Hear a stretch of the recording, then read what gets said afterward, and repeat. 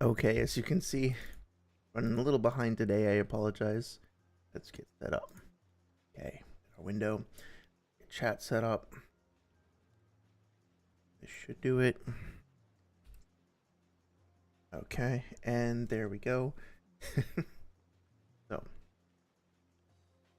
thank you all for your patience, both with the continued issues with the chat overlay, as well as with the late start tonight. Just kind of getting myself organized here, trying to get a better balance of like house cleaning, which seems to dominate my life, to other life things. And today I just kind of lost track of the schedule, so I apologize for keeping folks waiting.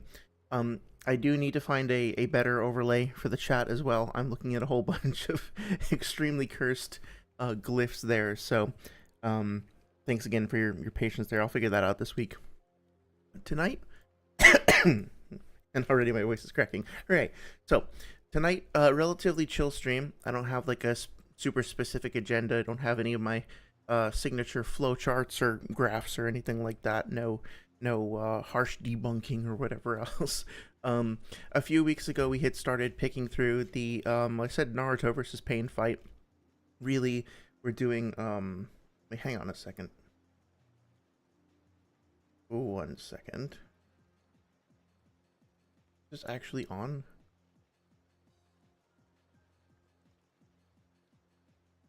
Okay. It is. Okay. Sorry. My OBS just is not playing nicely tonight either. Okay, there we go. Sorry about that. Okay. So welcome everyone to the Blurst Naruto versus Pain stream. Tonight is going to be a relatively casual discussion of the Naruto versus Pain fight, starting, of course, with Jiraiya versus Pain. We talked, or sorry, Kakashi versus Pain. We talked a little about some of this stuff previously. You know, we talked about both the detail inherent to the fights, the theming, the characterization, all that. So this is going to be another stream where we just take our time, go through the fights, maybe try to clear up a couple of misconceptions, because I do hear people still kind of being a little bit confused about the fight, so hopefully try to clear up some of that stuff. But for the most part, we're going to switch our focus away from the dissection of arguments and like community related stuff and really just talk about what makes these chapters so special. And of course, if you have any other questions or other topics you want to cover, we can always diverge. We can always go on tangents and stuff like that, but that's going to be the focus for this evening. So with that being said, let me catch up on chat. How's everybody doing tonight? I see Saria is on that grind, of course. Getting all the way up to 700 XP. That's kind of insane. That they let you grind in the background like that, but I respect the hustle for sure. Kona-kun, hey Kona-kun, how's it going? Good to see you. Looks like you're going to be vying with Saria for the #1 spot. Hope you guys are able to, to stoke the fires of rivalry in a positive way there. No such thing as early in my dimension, right? Like you have your own, you've transcended at this point. You have your own concept of the flow of time and all that. Luan Jax, hey Luan, good to see you. Hope you're doing okay. Hope your weekend's going well. Up the Might Shells, or is that Shells? Sorry, I don't quite get the reference there. Is that from something we we discussed last time? Sorry if my mind is just blanking out there. World champion, says Luan Jax. Yes, indeed. There's going to be a royal contest of royal proportions in chat here tonight. Kona-kun says, yes, the crow is busy. Crow is slightly scatterbrained.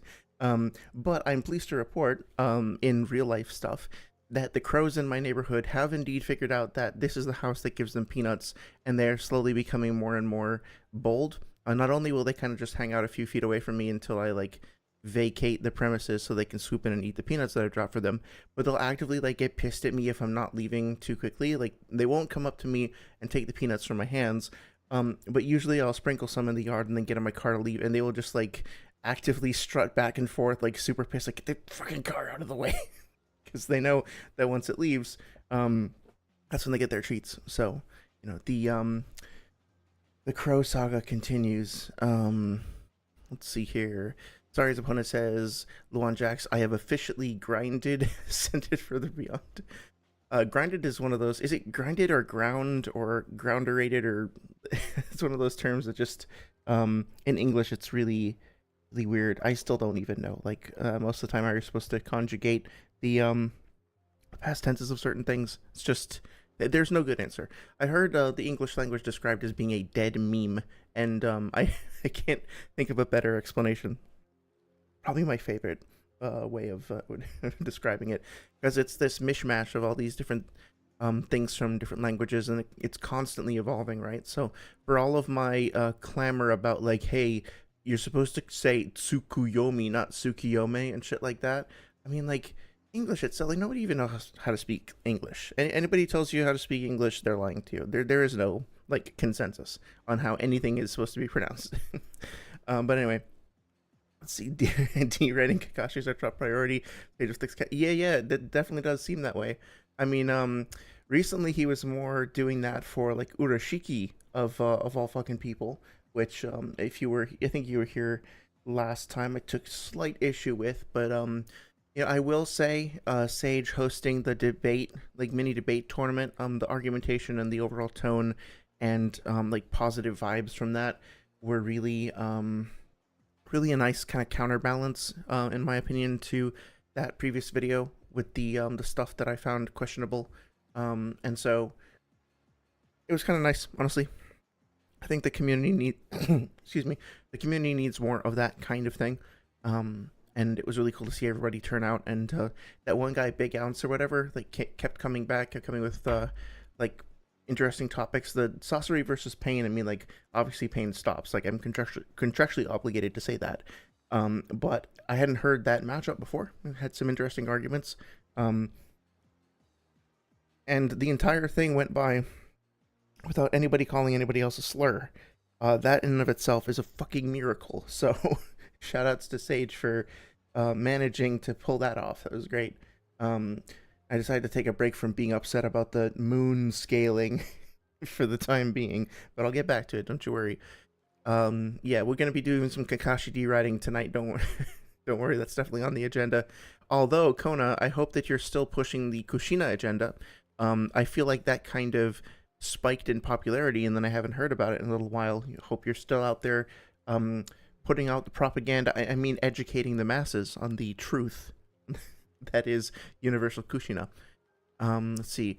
It won't give me 700. 700, it's staying 675. I'm being cheated. Maybe it just wants you to grind for that little extra cap.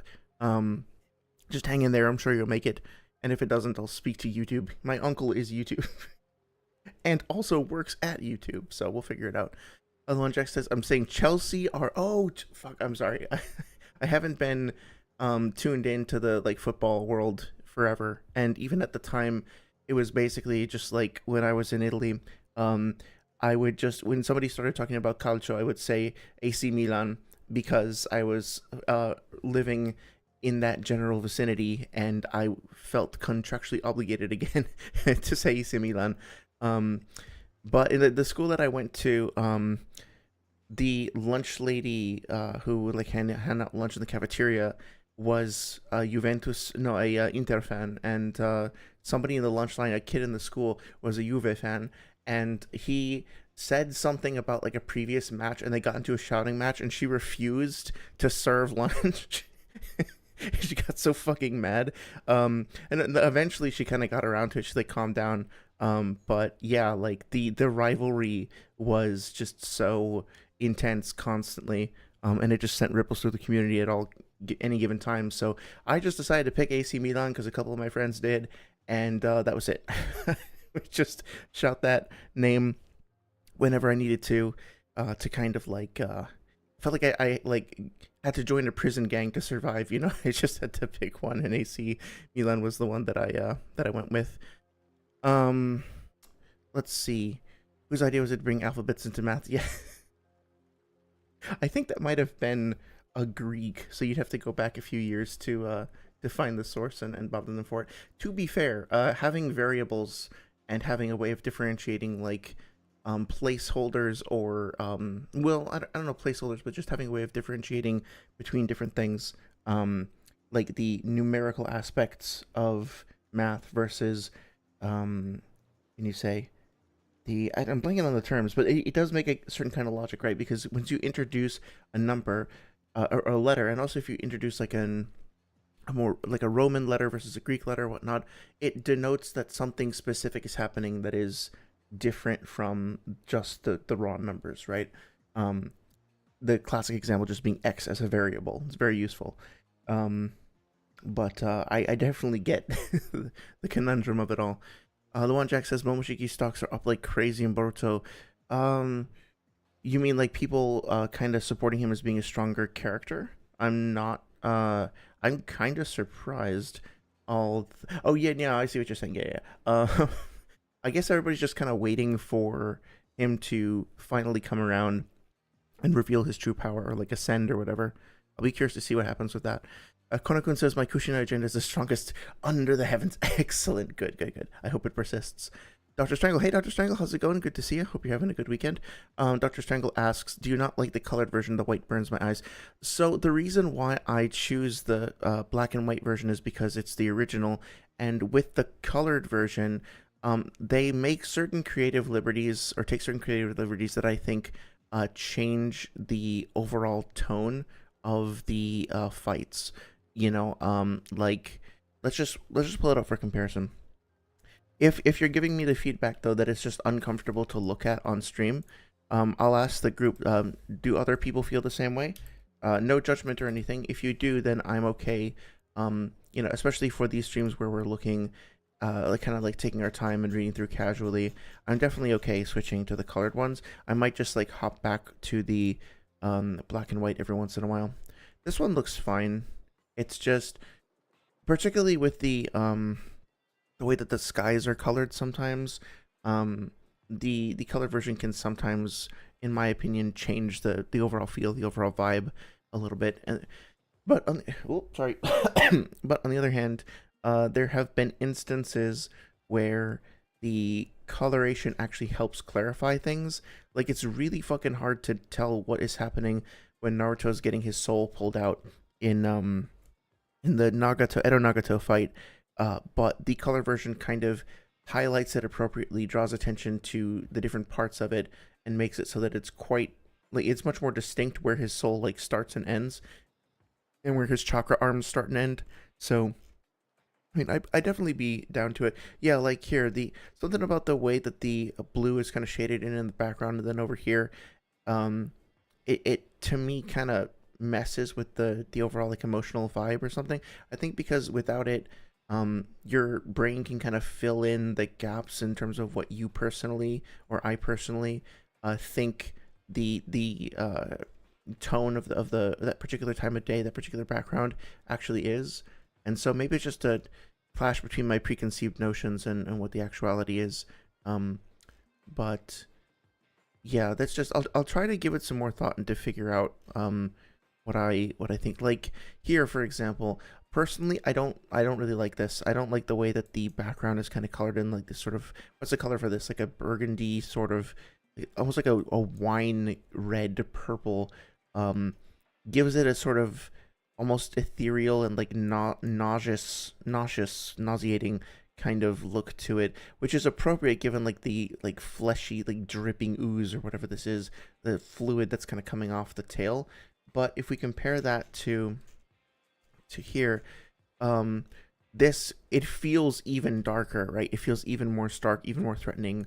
It's like a veil of shadow as opposed to like a nauseous wave. I don't know if that's making any sense at all. I'm just trying to describe like my emotional reaction to it. But yeah, let me check chat and see what you guys think, because I'm down to try either one. Konakun says, well, currently I'm on the Saitama hate arc. Why do you hate Saitama? Seems like a pretty relatable character. I'd be curious to hear more about that. Luan Jack says Italian football fans are massively tribal. Yes, absolutely. um, it gets really intense. I mean, did you hear about were you the one who I was talking to previously about like Zidane and the headbutt incident? I seem to recall folks in Italy also managing to smuggling on flare guns, because they managed to get them through the metal detectors. And like, if their own goalies would fail, like, you know, if I'm on AC Milan and the AC Milan goalie fails to block a shot, people were pulling out flare guns and like firing burning flares directly at their own team's goalies for sucking, let alone trying to fire it at the other team to interfere. with them, right? So that's pretty insane. Konakun says that galaxy level fodder. Galaxy level is fodder now. Saitama's not touching my glorious King Superman. Oh, I see. I am not qualified to talk about Superman. All I know is that he has lasers and he can fly, and I guess bullets aren't effective against him, but like that's pretty much true of most of the characters we're talking about. Didn't Goku like take a shot from a like 308 round to the temple when he was 6 and survive? Without so much as like, I think he got irritated or something, right? It's like, yeah, the durability floor for characters in like I'm guessing One Piece too. Actually, don't know. I'd be curious if anybody here knows how durable are One Piece characters at a baseline. Like if Luffy in Volume 1 got shot at with a blunderbuss or whatever type of weapons they use, would he just like be pissed but shrug it off, or are they more like Naruto characters that can get cut by regular knives and stuff like that? Let me see. People say Saitama sneezing away. Oh wait, hang on, I missed something. Luan Jack says, I'm not even going to talk about that. Konakun says, people say Saitama sneezing away Jupiter is impressive. Meanwhile, Superman once sneezed away an entire... Oh, okay, I didn't know he scaled that high. I knew he could, like... I guess the craziest Superman feat I'm aware of is that, like, he apparently was able to set back time a day, or was it 3 days, by flying backwards against the... direction of the rotation of the Earth, which I guess you could interpret one of two ways. One is that the show creators had no idea what the fuck they were talking about. Didn't understand how, like, they thought that the flow of time was connected to the rotation of the Earth, which is not really how that works. Or that they did know how it works, and there is some sort of like crazy scaling there where he caused so much of a disturbance in space-time by doing that it did actually like cause some sort of temporal distortion. I'd be curious what you think about that. Sorry, I'm not even going to speculate too far on it. Let's see. I'm missing a couple messages. 1 second. There we go. But yeah, I guess that has to be in what, like, season... This happened in season 2. I didn't catch up on season 2 of One Punch Man because folks were saying that the animation felt like kind of a betrayal or something. Like, I heard some really negative things about it, so I was kind of skeptical. Like, they changed animation studio, is that right? Do you know what I'm talking about? Let's see. I'm hearing people say that he doesn't really scale to the serious punch squared. Oh, the like serious normal punch, like that basic attack that he does. Isn't that what he uses to defeat the final enemy in the first season, or is that like consecutive normal punches? I forget. But either way, yeah, shit, now you're making me want to go back and get back into that series. I was just turned off of it because I adored the first season, and then I went over to Mob Psycho and I loved both seasons 1 and 2, and then I saw like some random YouTuber that was not a random YouTuber. I saw a couple different people who were very upset about the animation of season 2, and I kind of got discouraged. So but I'm happy to be convinced to go check it out again.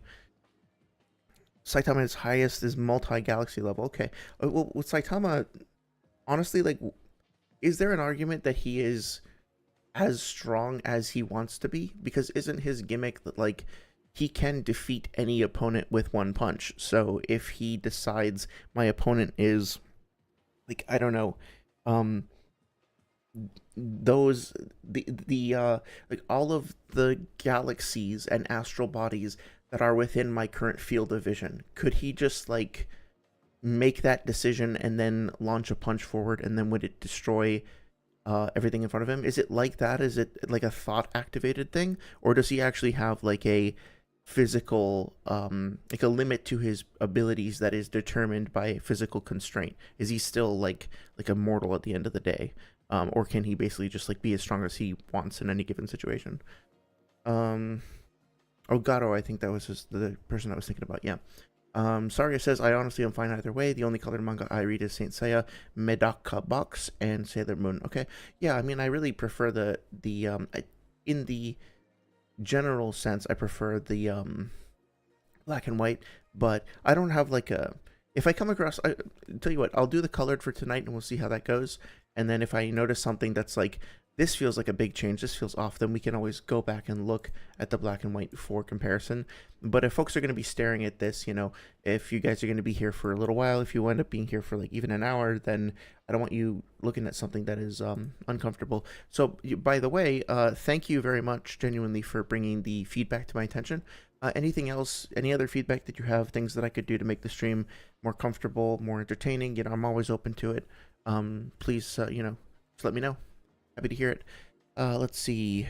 The purple, Dr. Chang says the purple in the colored and the black in the original thing just indicates menacing. Yeah, that's fine. It's really just like a aesthetic preference that I had. The argument basically is that, Luan Jack says the argument basically is that his and Garo's punches is not just like their force, but it's multiplied by the power of 2. Oh, interesting. Okay, so there is like some sort of like extra dimensional, not dimensional in the space-time sense, but like an extra dimension to the power beyond that like basic like strength amount. That's interesting. Saria says, don't forget the Superman is really nice. Honestly, that's reassuring. I mean, like, he's supposed to be the quintessential superhero, right? But didn't the Snyderverse kind of turn him into a bit of a murderous ass? Like, I hear that he goes around snapping people's necks and that he doesn't care about like injuring civilians. He's just kind of going on rampage. So I'm glad that there's a little bit of humanity left in him, because that's the point, right? Like, everybody sees him as being like a creepy, weird alien, but he shows up and then he's actually their savior, and he kind of has to earn the respect, kind of like The Witcher in a weird way, which is funny because then you have the connection between like Henry Cavill being Superman and then Henry Cavill being The Witcher. I wonder if that's part of why they chose him, because he's like a super powerful individual who is misunderstood, but then, despite that prejudice against him, keeps on serving the people that are skeptical towards him. Anyway, it's an interesting parallel to think about. Konokun says, I don't hate Saitama, I hate his fans. Like the day I saw Saitama versus Superman short, saw Saitama winning, I decided I'm going to be... Well, that's fair. If the character that you appreciate is getting undervalued, this is why I am a certified pain wanker, because ever since the mere suggestion that Kakuzu could beat Pain, I feel like I have to spend a good amount of my quote-unquote career rebalancing the scales. Luan Jack says, so even if Saitama grew exponentially over Garo during the fight... Oh, I'm sorry, I already read that. Oh wait, no I didn't. Even if Saitama grew exponentially over Garo during the fight, it wouldn't be enough to their initial class that was multiplied by the power of 2. I see. Okay, I think I'm understanding now. Cool, thanks for providing that clarification. Howard's here. Hey, Howard, how's it going? Thank you so much for stopping by. Hope you're having a good weekend. Good night, good day/night, everyone. Hi, John. I hope everyone is well. Hello. I am doing quite well. I'm a little scatterbrained at the moment because I just am having a quite busy weekend, but it's all good. And I am happy to see everybody here. I really appreciate everybody stopping by. How are you doing? How are things on your end? Saria says, Luffy is only immune to bullets because of his deviled fruit, TBH. I guess he could be with armament haki now. So, okay, so it's not just like the genetic sort of thing that Goku, being a Saiyan, already starts off with like extreme durability, and then he gets better at manipulating ki or whatever later on in his life. That makes sense. It does seem like basically... I mean, it seems pretty well established that Goku is superhuman from, like, day one, right? Dr. Strangle says, Buggy in Volume 1 takes a cannonball that explodes with a force that level a city block, and we see them consistently crushing steel with their bare hands. Oh, okay, so that does kind of raise the floor of the, like, intensity of durability. I'm going to have to read One Piece one of these days. I complained about it last time on stream, but honestly, I need to just kind of suck it up and give it a try, I think. I did check out Hunter x Hunter for the first time, and I really enjoyed that. I checked out Bleach, the first chapter of Bleach. Actually, I think I got to like 3 or 4, and that was enjoyable as well. So, yeah, it's about time for me to start owning up on things. I think I'm on like 40 or 50 with JJK. A lot of interesting stuff there, a lot of great characters, amazing artwork at times. I kind of lost connection to the main plot. Like, I actually have no idea what the fuck is going on anymore. I know that they're having a competition with another school or something, but after the Jogo versus Gojo interaction and their whole fight, I just kind of been like, oh, yeah, okay, I understand that there's more going on, but let's get back to those guys now, Let's see. Howard says, hi, Epona, hope you're enjoying the show. Yeah, I hope everybody's enjoying the show. Saria says, I am indeed against... Yeah, Saria was here before the show, grinding to maintain her position at the top of the food chain here. So if anybody wants to dethrone her, you got a long hill to climb up. But I'm sure she'd welcome the challenge. Konoha says Superman one-shotted the World Forger, and the World Forger is a six-dimensional being, and he created the entire replica of the DC multiverse, and Superman one-shotted him. Well, here's the question. What was his durability like? Is he one of those characters that is a bit of a glass cannon? Like maybe he had the ability to be six-dimensional and all that, but he could still get hit with a punch? I'm assuming not. I'm assuming you're bringing it up because it's like an insane feat for Superman, right? But I'd be curious to know that. Dr. Strangle says Saitama has a reactive power level. Okay, yeah, okay. That's a really nice way to phrase that. I'll try to remember that phrasing specifically. That's good to know. Howard says, nice. Saria says he had to get stronger against Garo. Oh, okay. Yeah, it wasn't there like part of the fight. Excuse me. Part of the fight where they were overall pretty relative, and then he did actually have to push himself a bit stronger at the end. Honestly, like the ending of that fight was kind of tragic, was kind of sad. Garo seemed, if I'm remembering correctly, seemed to be both like happy that he had finally found somebody to challenge him, but also like kind of depressed at the reality of his defeat. Which is a theme that kind of comes up in other series like Dragon Ball as well. But still, there was more emotionally going on there than I guess I would have expected. But the creator of One Punch Man is good at surprising us with those sorts of moments. So I guess I shouldn't have been all that surprised, honestly. It's very in character. But anyway, he didn't beat Boros. Oh, I think I'm thinking of. Hang on. I think when I've been talking about Garo, I was thinking of Boros. Okay, right. No, I was thinking of Boros. So I'm getting those two confused. I was talking about when he fights Boros at the end of season 1. So I don't remember his fight with Garo. I'm gonna have to go back and take a look at that. I was talking about Boros. Sorry about that. Just gonna check it out. Okay, so let's see. He didn't beat Boros in one punch. He also didn't beat Garo in one punch. Either he had to grow exponentially to beat Cosmic Garo. Okay, I need to educate myself about that. The One Jack says he has limitless potential because he broke his limiter, but he's got mental blocks to keep him from going in power unless under extreme stress, similar to Superman. Interesting. Okay, so he's got like I guess that makes sense. Like it makes it feel a little bit more.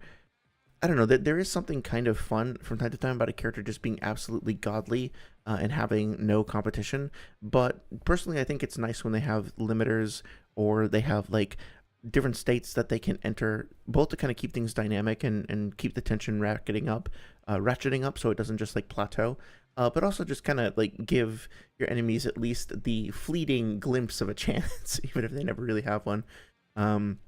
Howard says, imagine pain seeing Kakashi versus contingency plans and still dodging him, but Kakazu got tripped too, but needs to find a way to bypass mortality to us, right? Yeah, exactly. I mean, like, I don't know, some people might argue that Kakazu is smarter than Kakashi.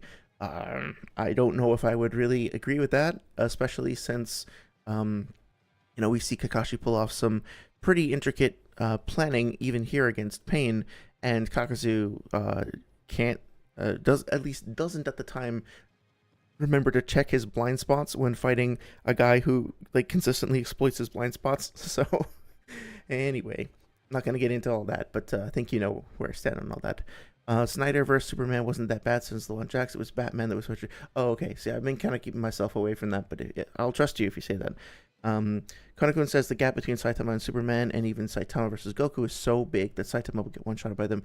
That's difficult for me to imagine given the way that Saitama is portrayed, but I guess there are probably like objectively better feats that we have, especially for Goku in Super, than we do from what I've seen from One Punch Man. So I guess it probably comes down to whether or not you actually believe the hype surrounding him versus if you're going off of the actual feats that we see him accomplish.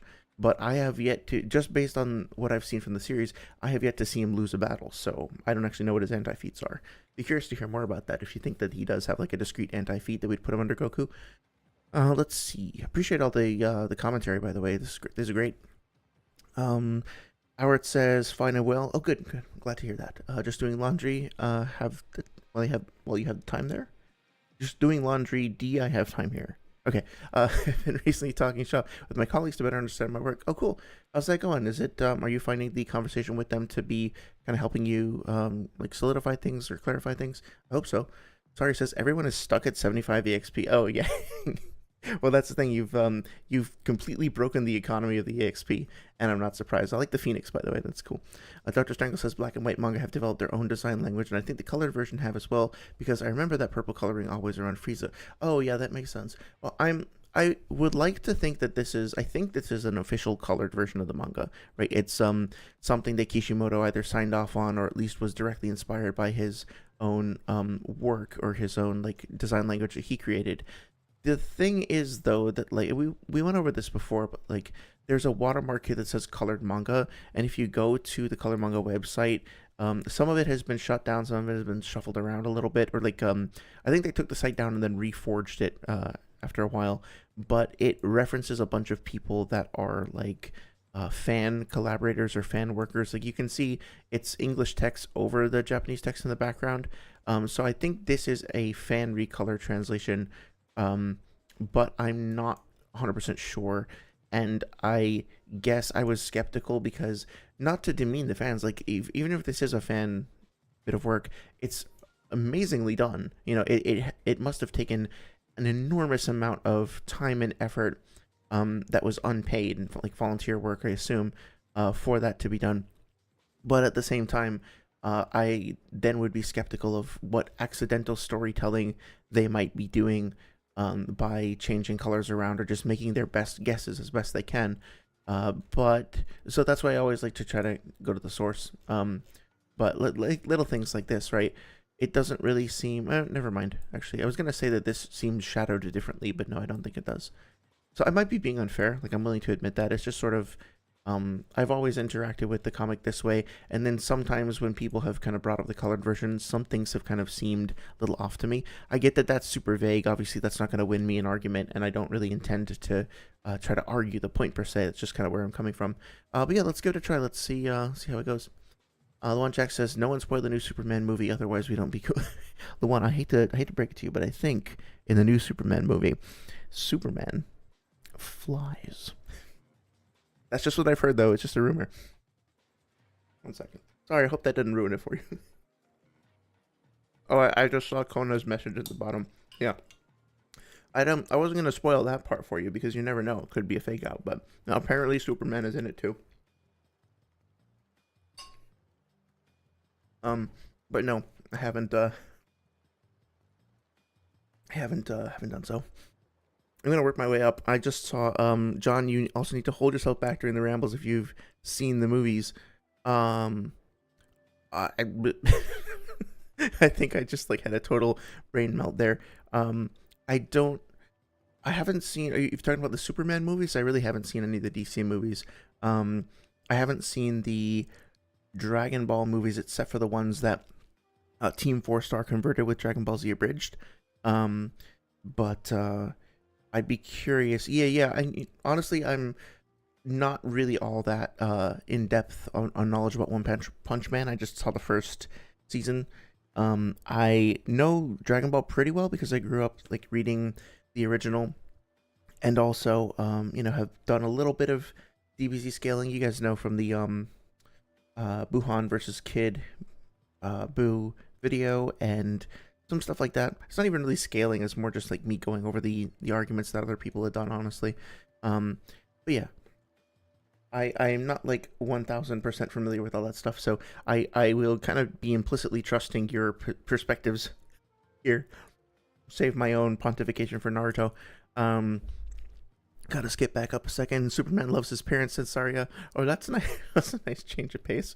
Nice to see a little bit of familial love. D-Mail says John defending Payne's good name in the Naruto. I have to, man. I have to represent him. It's gotten too much slander because he's like a self-described god and all that. I think he winds up being the one to beat. So you get everybody being like, "Well, this guy could beat Payne. That guy could beat Payne." He's like the gold standard, or like the character that others get calibrated against. But man, he gets so downplayed. I have heard now. I allow myself the ability to be proven wrong here because I seem to be in the minority, but there has been a whole lot of Obito no diffs pain slander going around, and I do say slander because it doesn't seem right to me. And not just like, oh yeah, he could beat him because I think overall he has a stronger ability set or something, but just like Obito absolutely crushes pain like a little ant underneath his boot or something. That is the level of skill difference between them and power difference between them is perceived by the community, I think, to be vast, and I'm just not seeing it. So at this point, I don't have a strong desire to like actively debate people.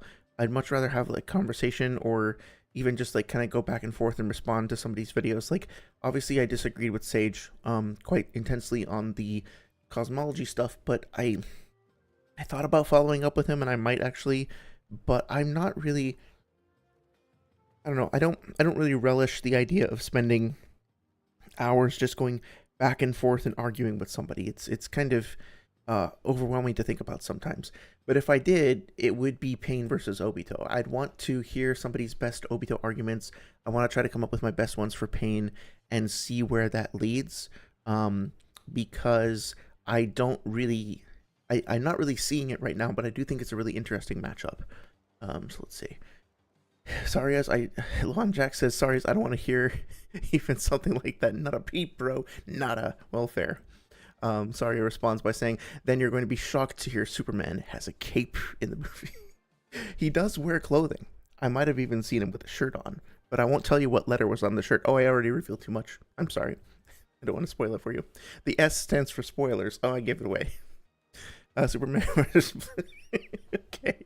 I'm sorry, Luan, that we're all like trolling you on this, but no, like no spoilers from me, especially because I don't know anything about it. But yeah, Konakun says, throughout heaven and earth, I alone am the freaky one. You're gonna find yourself in good company with the freak situation in this chat. I don't think there's gonna be a whole lot of disputation there. You're safe here with your freakiness. Dr. Strangle asks, have I seen Sage's new Superman versus Goku video? I haven't watched it because I don't really know enough about Superman to be able to evaluate it. And after the last one, I'm sort of like, I wasn't particularly enthusiastic. But I would be willing to check it out if you think I should. Sorry, by the way, before I forget, I did actually watch that video that you sent me by Hot Boy Spicy on Sasuke's journey. And I love it, and I want to give it some more time. I might talk about it next week.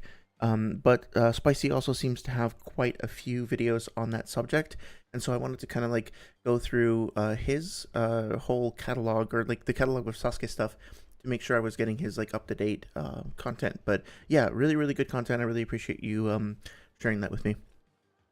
Konakun says, even I can beat Saitama. Might be a tiny bit skeptical of that, but I like the confidence.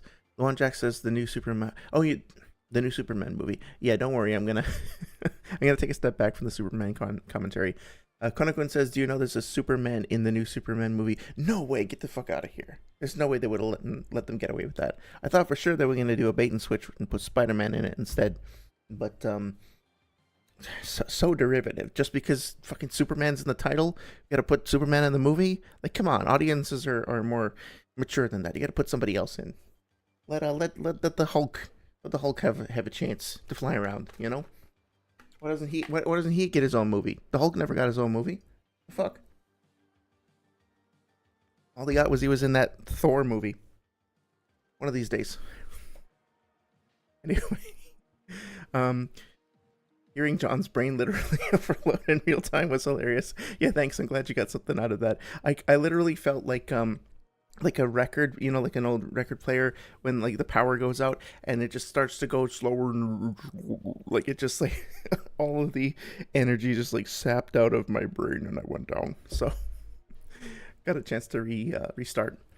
Dr. Strangle, Luan Jack says to Dr. Strangle, I wasn't sure about the current Superman scaling above Cosmic Armor Superman or Superman Prime.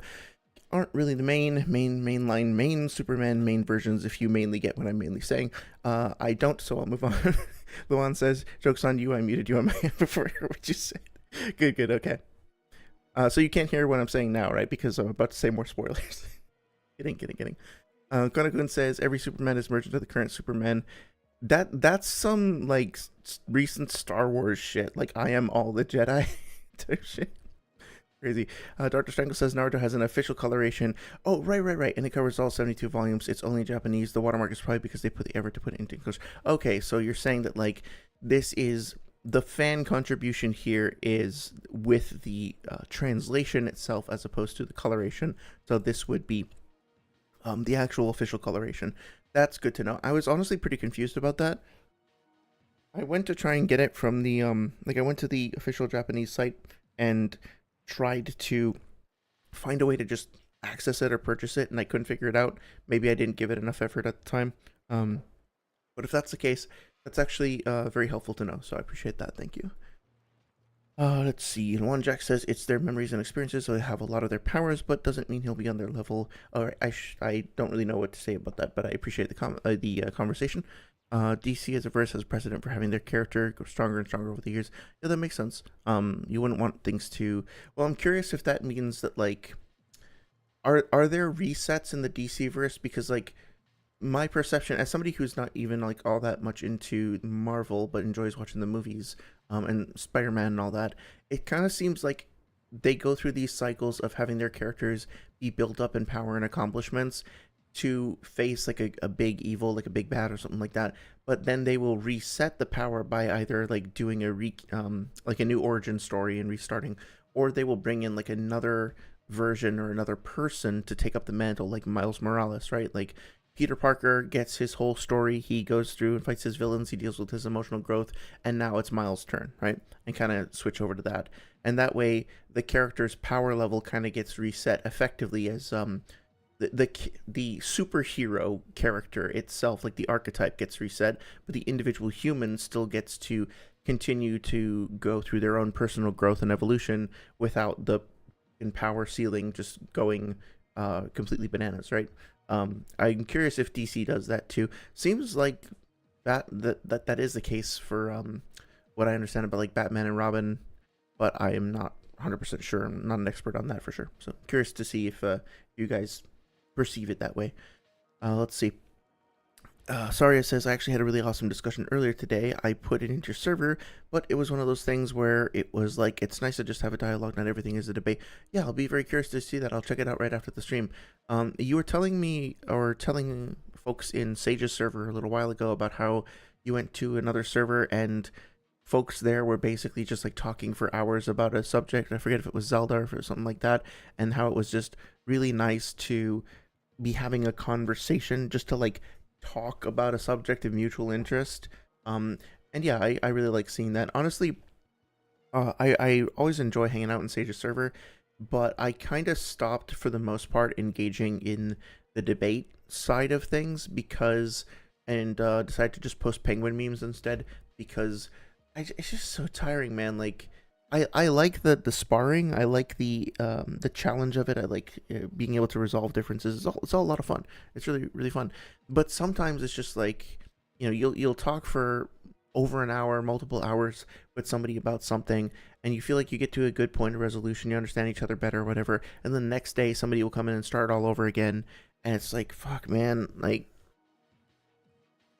the reason why I enjoy this series is not just because it gives me an excuse to yell at other people or vice versa. Like, it shouldn't come with this burden of having to constantly try to justify and earn your opinions like every single day. Sometimes it's okay to just read a book and like the book, you know. It doesn't have to be more complicated than that.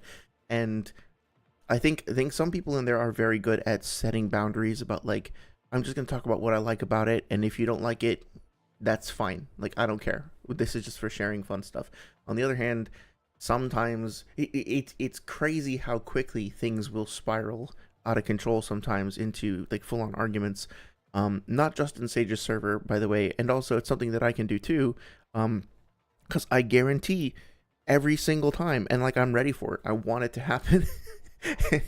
Any single time somebody mentions a character in Naruto being light speed, I am triggered. I'm going to be triggered, and I'm going to start instigating because I can't stand it. And that's not going to stop. So I don't really blame anybody. But yeah, sometimes it's nice to just be able to exist in a place where you can just talk about something in a chill way not feel pressure, not feel like you're gonna be told like jump into VC right now, pussy. Like, you know. Anyway, Konakun says also it's kind of hilarious that the fandom thinks every character is KCM 1 level except Pain. Like there's a universal rule that Pain cannot be KCM 1 level, but every character can. Yeah, I guess that's another one of those benchmark characters that people like to use. I think people forget that, yeah, the 6 paths of Pain being remote controlled from far enough away from Konoha that Pain wasn't even apparently able to at least efficiently use Chibaku Tensei. That's one thing, but then Nagato himself, like, finessed KCM1, Naruto, and Killer Bee at the same time. And I think it was implied that he probably would have killed them both if it wasn't for Itachi. Now, it's debatable because B, hadn't transformed into his full, like, A-Tails mode. So there's room for debate there. But still, I mean, he just, like, took the KCM cloak off, or the V2 cloak off of B. He just grabbed it and just took it. And took so much energy and like life force that he was able to reverse his own I'll just say hollowing, right? As a Dark Souls analogy. It's crazy. And while restraining him and about to blow his head off, or at least shoot at him with his Asura Path cannon arm, he was actively pulling the soul out of Naruto with the other path. So Nagato himself, I think, people don't like fully understand the vastness of power that he possesses. And they're just like, well, he got one shot by Itachi. Yeah, he did, while he was being remote controlled by Kabuto, and he was already, like I said, had 2 of the other strongest characters in the series dead to rights, and got, like, quote-unquote sneak attacked by Itachi. Yeah, under that circumstance, yes. But, like, Nagato versus Itachi straight up wouldn't have gone like that.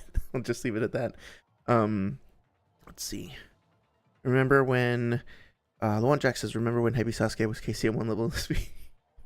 Good times. Oh, yeah, I remember that. Yeah, I'm with Konakun. Good times. I suppose that's that's behind us now. Dr. Strangle says, it also looks to me like they just copied the Viz translation. Yeah, I think they did. I don't think it's this is not an original fan translation, right? Like, if we go back and look, Pain, I've got no chance if I fight them alone, I need backup.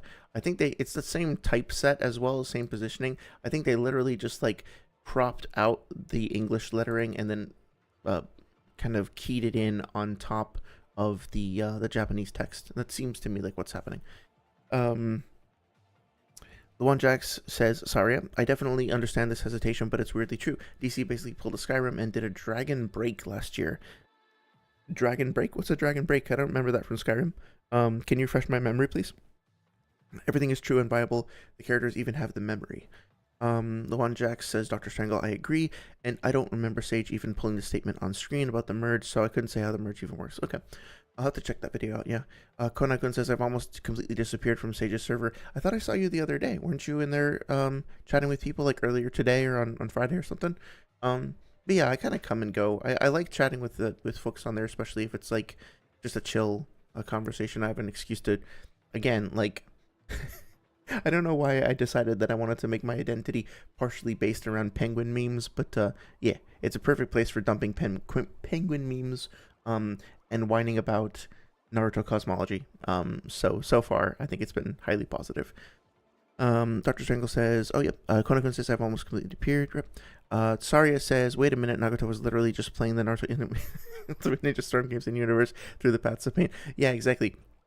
He was just remote controlling all those characters, and if he had been fighting in person, instead of just like not only that, he was playing 6 copies of the game. Like, have you heard of multi-boxing? I think that's what it's called, when people would play World of Warcraft on like 20 different accounts simultaneously, and they would be micromanaging 20 different windows, and they would have like little boxes on screen. And had like 20 different instances of the game on the same computer just to farm for gold. That's basically what Nagato is doing. Like, he's on the phone with Kisame via the little holographic projector, and like he's going over expense reports with Conan, like one of Conan's clones that she left behind to do like the Rain Village's taxes, while also playing 6 versions of the Pain versus Konoha fight simultaneously. So yeah, he's at his full power. He's a nightmare. In a good way.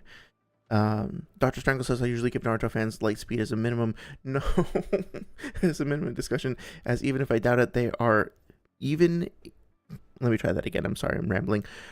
As if I even doubt that they are even that speed. They gave me the biggest wide expression. Okay. That I can definitely stand behind. That I can appreciate for sure. Saria says, Dr. Strangle, I can send you the stuff if you want, if you have Discord. And Dr. Strangle says to Saria, cool, my account name is on Discord, is Prelude Meister. Very nice, I like that. Prelude is an underused word, I think. Okay, let me eat. Need to eat some food. 1 second, and then we'll get to the fight.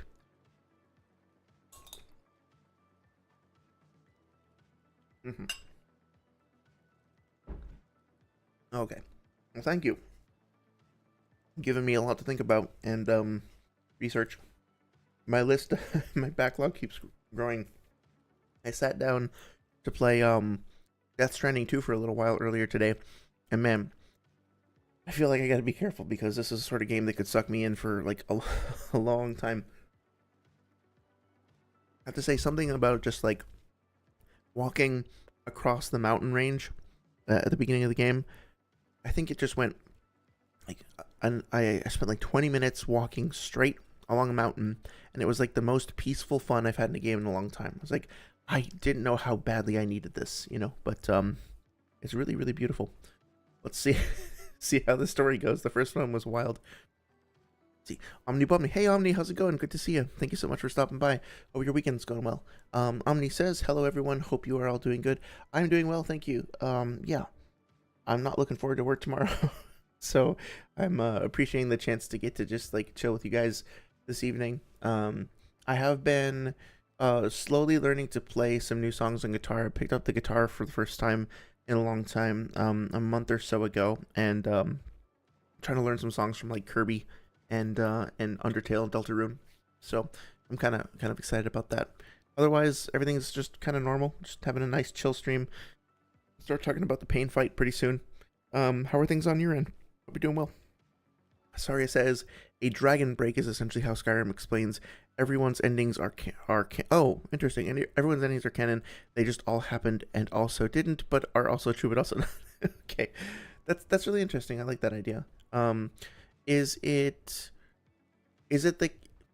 how does that tie into, didn't Alduin like kind of dragon shout himself forward in time or something like that? Like, I'm sure I'm getting this wrong, but I seem to recall him basically being persecuted or hunted or something, and then basically doing the same thing that Majin Buu does, where he's like, actually fuck this timeline in particular, and he screams and opens up a portal to the future and just like flies through it, like the way that Majin Buu gets himself out of the hyperbolic time chamber by just like not wanting to be there very much. But I might be making that up. I wonder though about the timeline continuity stuff. I'm sure it's a bit of a mess, but if it's a sort of mess that allows for different interpretations and stuff like that, then that's awesome. Konoha said, which is closer, John versus Lightspeed, Naruto, okay. Konoha versus Saitama. Honestly, I will say this. I know I'm right about the Lightspeed. No. I think I have a pretty how can I say? I've thought about the Lightspeed thing for over a year. Not constantly, but you know, I first started thinking about it when I did the Itachi versus Pain video, and I read through the data books, and I was trying to evaluate. Like, I had that debate with Noodles, quote unquote, big quotes, you know, debate with Noodles, where he argued that fucking Gamma Bunta was Lightspeed. And so it's been on my mind for a little while, and I really think I have done a fair job of evaluating the arguments, and I think I have come to an understanding that I stand by. I don't want to say like I'm right objectively or whatever. I could be wrong, but I really do feel like I did my due diligence, and I have a good explanation for why I don't think Naruto characters are not provably Lightspeed, why I think the Lightspeed thing is hyperbolic in all likelihood. So I think it's going to be kind of hard to change my mind, just because I would be surprised if there's more evidence out there that I haven't considered, because I really did like try to put a lot of effort into it. It's possible, but I'm pretty convinced. But that being said, I don't seem to be able to convince anybody else that was already disagreeing with me. Like, anybody that I've talked to about it who already thinks that Naruto characters are Lightspeed, that I've tried to argue against that, I have like a 0% success rate as far as I can tell in actually being persuasive about it. And I'm not trying to be self-deprecating. I guess like debating per se is not necessarily something I'm like skilled or practiced in, and so maybe it's the other person being obtuse, but I'd rather just like give the benefit of the doubt and say that it's something that I haven't quite figured out how to correctly articulate yet. So honestly, I'm gonna just go ahead and say you versus Saitama. Um, and I'm now just realizing that you probably weren't talking about the arguments. You were probably talking about the characters. So I'll still give it to you anyway. Fucking yeah, you could probably take Saitama. I got no problem with that. Omnibomni says I'm doing good as well. Was packing for moving to a new place yesterday. Was just at a friend's graduation party. Hey, congratulations. That can be super stressful. Can be a lot of take up a lot of time and a lot of energy, but it can also be very exciting. I hope you're feeling okay about the move. Are you is it an upgrade, or you think the new place is going to be a better situation than the one you're in? I hope so. Dr. Strangle says, John the Maven, if sparse the meaning of Prelude Meister, you might guess the visible name on Discord. Is sparse... Oh, I thought you said, I'm not quite sure what you mean. Is sparse involved in your Discord name as well? I think I just missed the reference there. I'm sorry. I'm getting a little tired already. But yeah, Prelude, I don't know. I only ever hear Prelude being like used in the context of describing music, like a specific type of musical movement or whatever. Or like a prelude to war. I guess I've heard that phrase before. But yeah, it's kind of a weirdly beautiful sounding word. I wish people would use it more, but I don't know if we really have an excuse to. Zarya says, "You read the archives, the prophecy." I just like I read things pretty obsessively when it comes to righteous indignation, right? Like all it took was one comment about a fucking frog moving at the speed of light. I was like, where is that coming from? It's coming from a data book. Okay, I guess I need to read every single data book entry because honestly, let me just level with you. I'm actually like extremely self what do you call it? Like scrutinizing. Usually whenever I say like make a positive argument, I immediately start doubting it and start being like, wait, that doesn't sound right. And it's just I have this vague constant feeling of like, if you leave your house and then like 5 minutes later you're like, shit, did I leave the stove on? And you're pretty sure that you didn't, but then you have to kind of like drive back and check. Maybe not literally, but you have that feeling in the back of your head, like, shit, I don't know, maybe I did.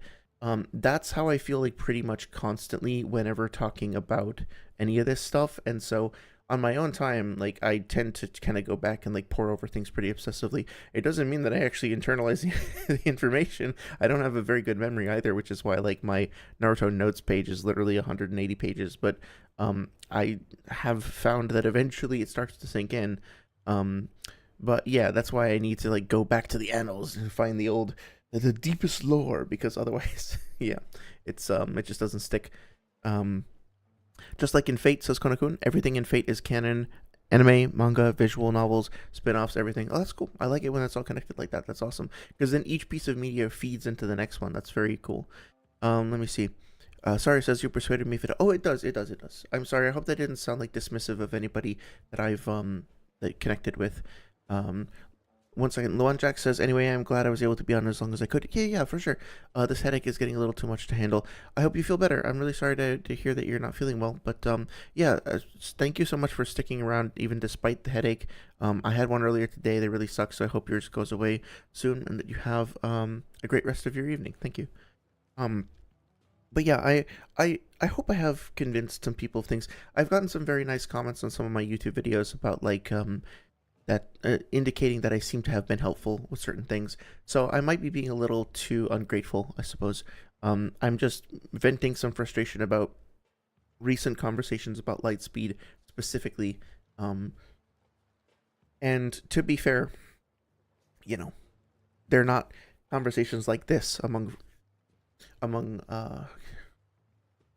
blanking on the word for it. Where we all among consensus, where we all kind of like agree going into it that we're going to approach the topic in a friendly sort of way, I guess. So Omnipomni says same price but vastly more space. Oh, nice win. Uh, as well with it being along my best friend, so looking forward to it. That's great. That's awesome. Not really feeling stressed despite us deciding to move together just 2 months ago. Hey, that's awesome. I had a very similar situation. I was working at a video game company a while ago, and I had a whole excuse me, a whole situation with my roommate at the time, which was very weird and awkward and stressful. But so I needed to very quickly find a new place, and I sent out an email at work being like, I know this is a shot in the dark, but if anybody needs a roommate, I could really use a helping hand. And then somebody responded and said, I actually just had a room open up if you're interested. And I was offered the same rate that I was paying before, much nicer place, much nicer area. And then the dude and I became really good friends. And so it just kind of worked out. You know, we both kind of took a gamble. We're both loners, and we're both like not really super thrilled about having to move in with a new person, especially one that we didn't know. But we took that mutual gamble, and it was fucking great for a couple of years. So yeah, the only bad part about it was when it ended. But that was because he had to move. So anyway, yeah, just not trying to make it all about me, just trying to say that, you know, I know from experience how awesome that can be. I hope it winds up being a great experience for you, man. um Juan Jack says, see you guys. Yeah, see you, have a great night. Sasuke is your goat. I'm not gonna dispute that. I especially after Saria sent me that video, I'm more inclined to agree with you. Let's see. Omni says, I'm not usually scared by new situations, just intrigued, which might be why I'm not feeling much stress despite us. Yeah, that's great. I think, you know, it can be super intimidating when you're uprooting yourself, right? Like, you're, whatever else happens over the course of your day, if you can come home into a place that you know is there, it's yours, it's your space, your shit is there, right? Like, people, maybe if you're living with people, are there, there's a certain amount of comfort that comes from that. And if that gets taken away, even if you choose to take it away temporarily, it can be a little unsettling, at least in my experience. But it sounds like the process you're going through now is leading you towards a new exciting opportunity, or like a new, like a better situation for yourself. So that excitement is just genuinely great. Isn't that awesome when you have like that opportunity, like looking forward to something, and it's just like a positive step forward in your life? That's great. I really hope it all works out. Let's see.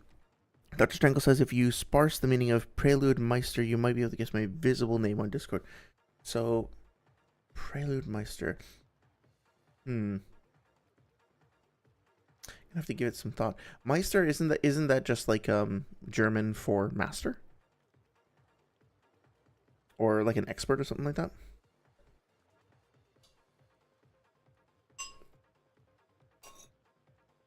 I'm bad with puns. I'm sorry. I'm just totally blanking, man. But or oh, maybe there a particular musician or composer that has that is known for composing preludes and does a really good job at it. In which case, your visible username might be some composer who is like associated with preludes, so Mozart maybe. Um, but that's just a shot in the dark. The one check says your is because you're OSP. Yes, your reign of terror continues as one of your the challengers to your throne has departed. Who's being robbed? Konakun says, oh, you like reading, then you'll enjoy The House in Fata Morgana. It's just text and images. Convince one friend to read it, and I want you to be the second one I convince. Well, first of all, thank you for calling me your friend. I appreciate it, and I reciprocate it.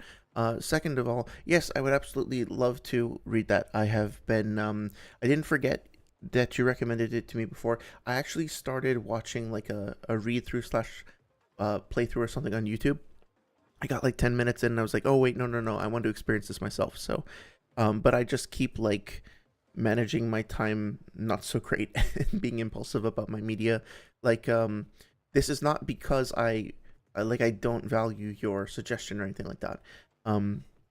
But like, instead of sitting down to consume some good media like that, I wound up, you know, at the end of the day, I'll just kind of pull out my phone and accidentally like doom scroll through a whole bunch of like stupid, AI generated YouTube shorts. What is it, like tung tung tung tung tung tung sahura, whatever? and like tralalero tralala. I was like on that for like a half an hour last night. Just these little animated brain rot characters. Oh my god.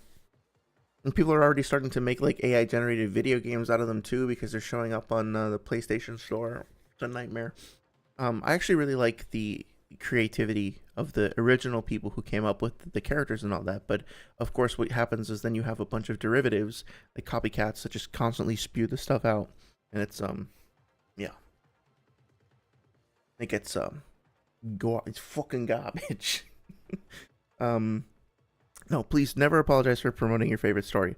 I appreciate the reminder too, because I'm forgetful, so it'll be helpful. Omni Bomni says, happy to hear you had a great roommate. This can really become, yeah, that was really great. He was sort of a bad influence, but also that led to me, because I was pretty young at the time. But he also, like, helped me. Like, he was sort of like a pseudo big brother for a little while, for which I was grateful. And we had some good experiences and stuff like that. We don't really talk that much anymore, but that's just because our lives kind of, like, went in oddly different directions. But at the time, I think we both kind of helped each other out. We were there for each other through some stuff, so it was good. Sorry with the triple dab emote. Yeah.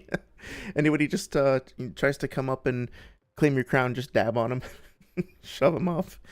Dr. Strangle says, "Yee, if a prelude is a start of something when I am starting on their verge of being a master or meister." Yeah, okay, cool. That's a really cool name. I like that. Okay. So, not exactly sure where we left off last time, but I think it was around here. Let's just pick up on chapter 422. We're going to do the color version. And I'm basically just going to go through and comment on what I think is notable about the fight, what I think is interesting, and try to point out any like inconsistencies or confusions or anything like that that I happen to notice.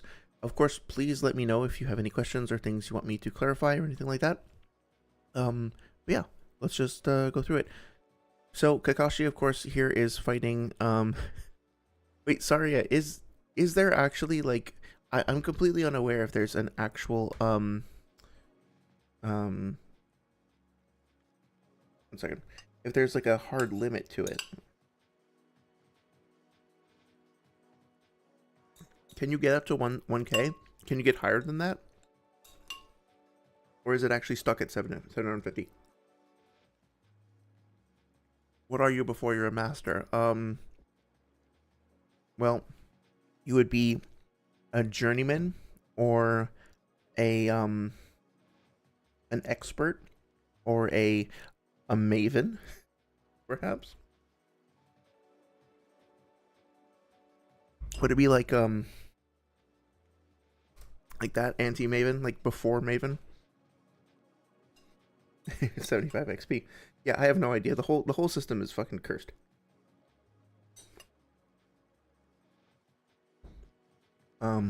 Let's see.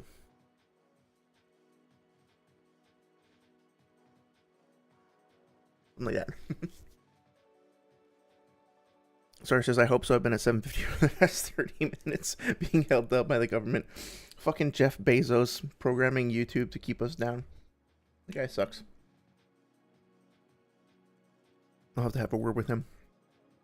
Konoha says, there's an idiot with a dirt bike again. Get a leaf. Don't actually do this just for legal purposes, but like I'd be inclined to like leave little caltrops on the ground.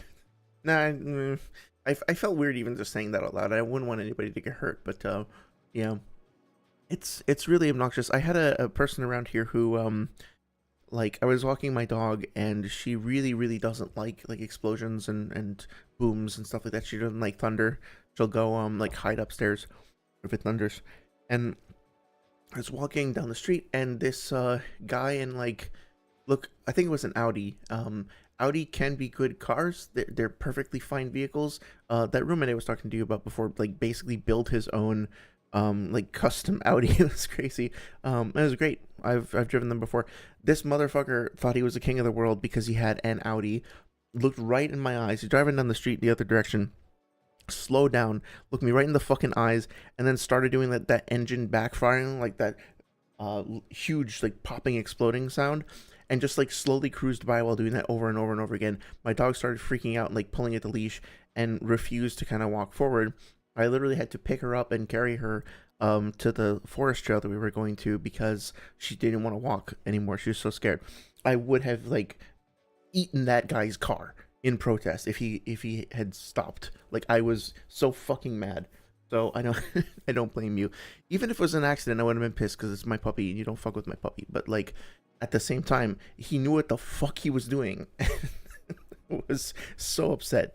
I can't blame you. But no, I don't want anybody to actually get hurt. I just have the desire for it. Anyway. Dr. Strangle thinks, think of an archaic name for a student who learns from a master. An apprentice? Or an acolyte? Or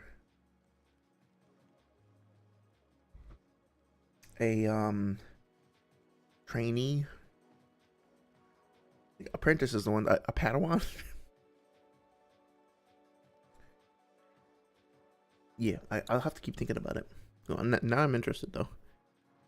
Yes, exactly. Oh, was it Apprentice? Did I get it right? Cool. The Apprentice of the Strangle Doctor. Really cool.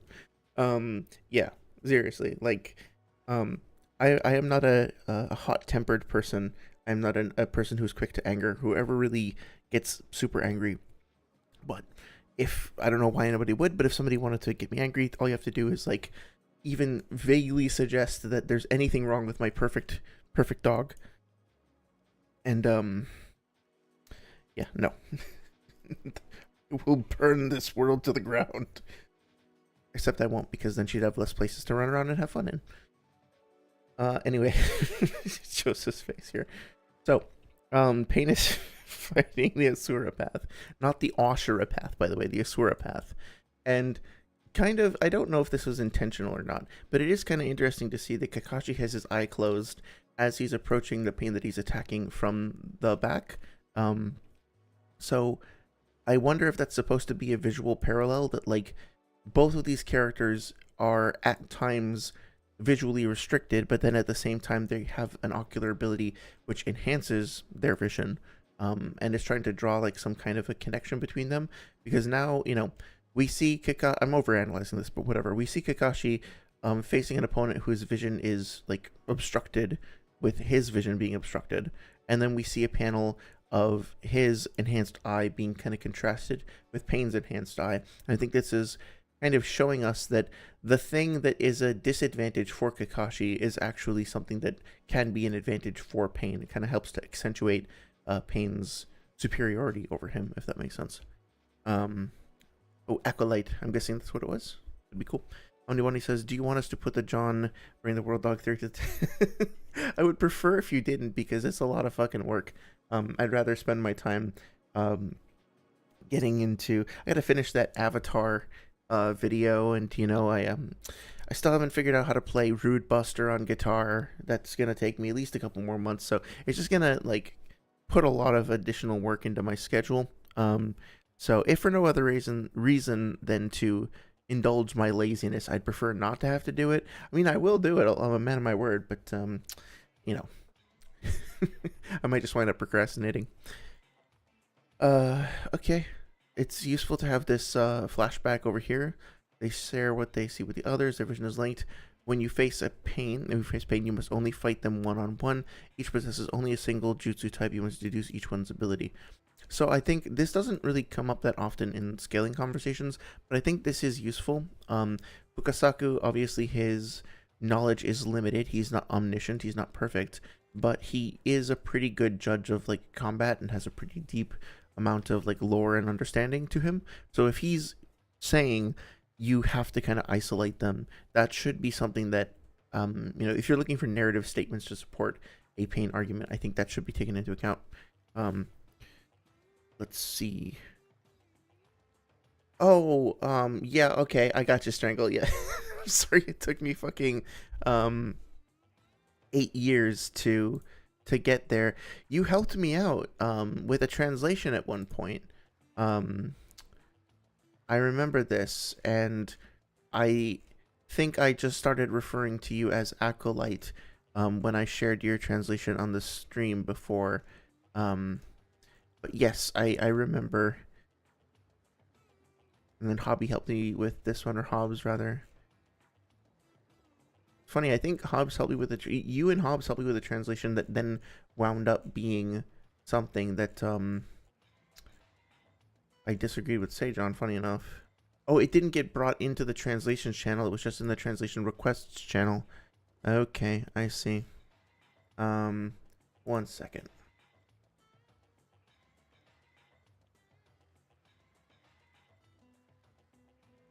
Oh. Why is my brain like this? Okay, Acolytes Epilogue, is that it? Jesus, it fucking took me all day to get there. Wait, no, that's not it. Because an epilogue is the thing that comes afterwards, right? So it would be like Acolyte's premonition or yeah, or prelude. Shit, now I'm confused. Sorry. Sorry, says same. I don't get angry very quickly. I might get annoyed, but if I'm annoyed, I'm just going to tell you I'm done talking to you outright. Otherwise, outside of my autistic meltdowns, I'm really chill. I think we're all allowed like one area to just have a meltdown in from time to time. Konakun says Pain is strong, but can he beat Smoke Kun though? I was talking to somebody about this the other day. Sasori with his like cloud of poison was suggested as a win con against Pain, but then somebody else was like, you know, he could just blow that shit away, right? With Shinra Tensei. So as long as he has Shinra Tensei, I don't think any kind of like cloud or particulate based attack is ever going to work on him personally. But yeah, thank you for your patience with my brain. Let's keep going here. So here comes the Asura Path jumping in front of Kakashi. Takes off his jacket. Interesting, we get like a little crunch there. Kakashi has the reaction shot. This is the classic one that keeps coming up. I can't believe Lord Jiraiya took on 6 of them at once. That's crazy. I don't know why people find this controversial. I mean, this is one of those things where I think if you ask people outside of a power scaling context, most people, I would like to think, would look at this and be like, this is Kishimoto trying to tell us that Kakashi is scaling Jiraiya over himself and then Pain over Jiraiya, right? Like, very clearly, Kakashi regards Jiraiya as a superior, as somebody who, like, he's literally calling him Lord Jiraiya. But I can go look them up. I'm pretty sure he has scans where he also says, like, Jiraiya, you're one of the Sannin, you're the only person who can handle a task of this magnitude, something like that. He's very deferential to him. He clearly respects him.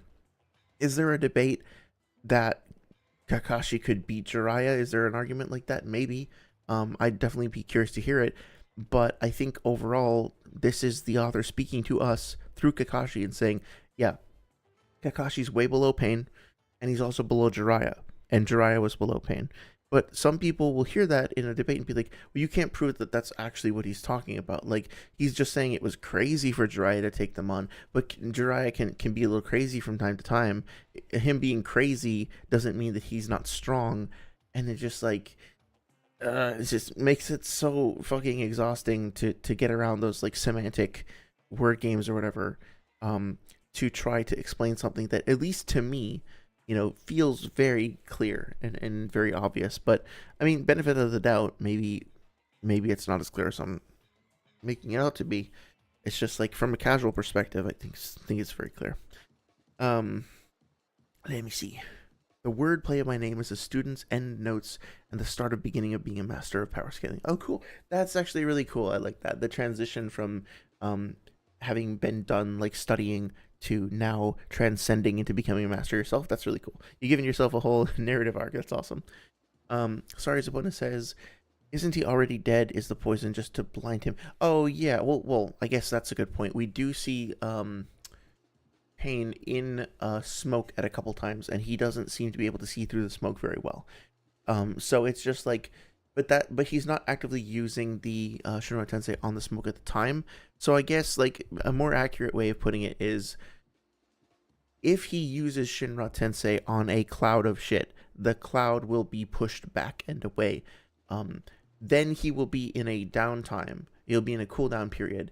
and during that cooldown period, it's possible that a particulate based attack could work on him, like a cloud based attack could work on him.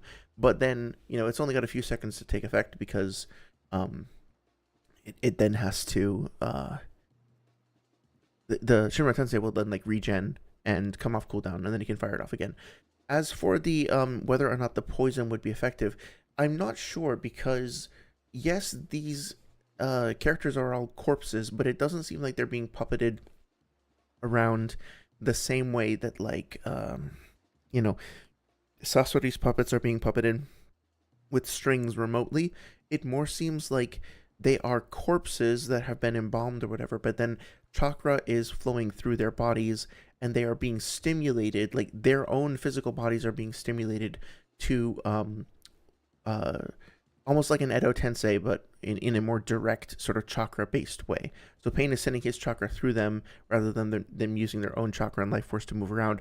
But they still have to have like to some extent functioning anatomy. I'm not exactly sure where that lies though, because I did argue previously, and I still think that there's some validity to this, that you could potentially like punch a hole through their chest or through their guts anyway, and they could potentially still keep fighting because they're corpses. We talked about that with the Kakashi versus Pain stuff, or Kakuzu versus Pain stuff. But I think that probably has a certain limit. Like, if you just ask me knee-jerk reaction, if they could keep fighting with their heads cut off, I don't think so. Even if Pain could still send chakra through their bodies, I think their bodies have to be at least somewhat intact in order to respond to those signals and to move around, right? They're not fully zombies. I mean, the fucking Predapath gets one shot by Sage Naruto's Kawazu Kumite, just like the shockwave from it, or like the enhanced area of effect, or whatever you want to call it, let alone having his limbs pulled off or anything like that.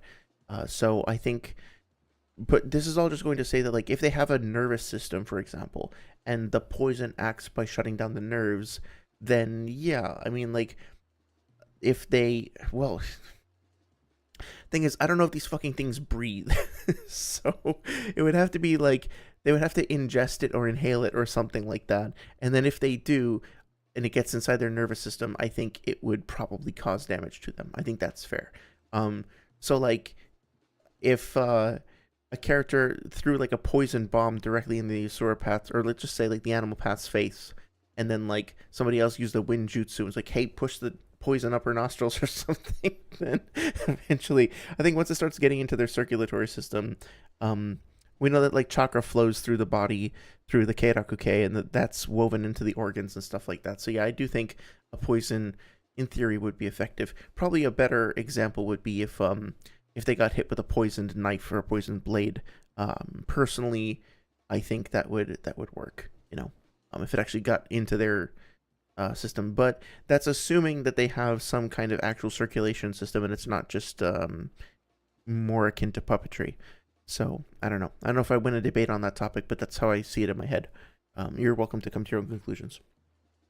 Sorry, I said I can't believe Lord Jiraiya took on 6 of them at once. Well, clearly you weren't there when he beat Yoroshiki's millions of times faster than light. Yeah, exactly. While also looking out for like 2 bratty little kids and an incredibly nerfed emo. So sorry. Jiraiya literally has a statement that he is more, what is it, like more perfect than the divine or something. There's no defeating him, so it's verbatim stated, therefore it's true. I didn't even say it with a straight face. Omni says the owners of the building I currently live in, cats seem very lonely. It's his family. Oh, that's sad.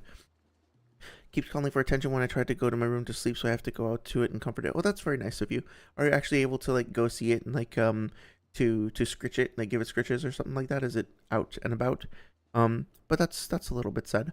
Nice of you to go check on it though. Bit of a dilemma. I need to eat and then sleep, but don't feel like it would be fair to the cat to leave it. Yeah. I'm not sure how to advise you.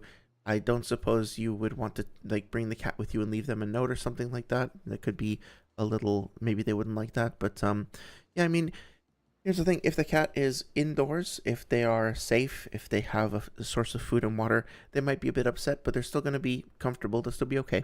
And chances are that their family, it's very good of you to want to comfort the cat. I appreciate that. Chances are that their family is going to be traveling more than just this one time, or going to be out more than just this one time. Um, and the cat will need to be able to adjust to that and to be comfortable with that, as uncomfortable as it is. So I would say just make sure it's comfortable, give it a little attention, play with it a little bit if you can, and then leave it to its own space. But if you feel comfortable talking to the neighbors in the future, you could have a conversation with them about what to do in a similar situation. I'm sorry if that's not very helpful, but I think you're already doing a lot by a lot of good by interacting with it and checking in on it. Omni says the family will be fine with it. The family's just on vacation. Okay, good. Then yeah, do whatever you feel is right. I think that's a very nice gesture. But also like yeah, eat some food, take care of yourself. That's important too, eh? Saria says, yes, I hate the very annoying mental gymnastics. It's like, why are you reading the story like this? Please stop it. The author is being extremely on the nose. I don't care about your agenda. Read! Yeah. Thank you. Preach, preach. Persona 3 second last boss fight, Emo Messiah versus Revolver Jesus. I'll take your word for it. That honestly sounds like something out of, what is it? It kind of sounds like Shin Megami Tensei Nocturne. I was really enjoying that game, but it's the grind was just insane. If I wish I could find a modded version of that game, which would just like make all the otherwise random encounters non-random, and then I would play it for sure. I just can't stand that shit. Omnibony says it has been on visit in my room before. Tried to talk it into coming up, but not really biting. It really wants pets and attention. That's fair. Cats kind of set their own agenda on their own terms, right? They have their own complete rule sets. Well, the family's been away for a week. Oh, if the family's been away for a week, who's feeding it? Are you the one who's providing it food? Because I mean, maybe it's just hungry. That's kind of a long time to be away.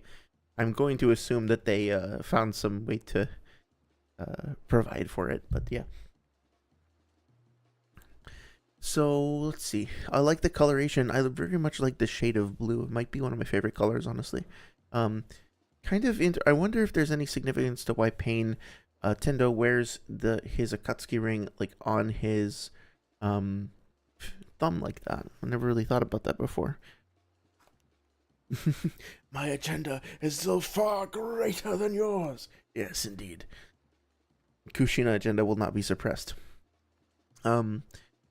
But let's see here. So I think it's important to understand, first of all, kind of cool and also kind of weird that the Asura Path has such like massive, like prominent rods in his chin.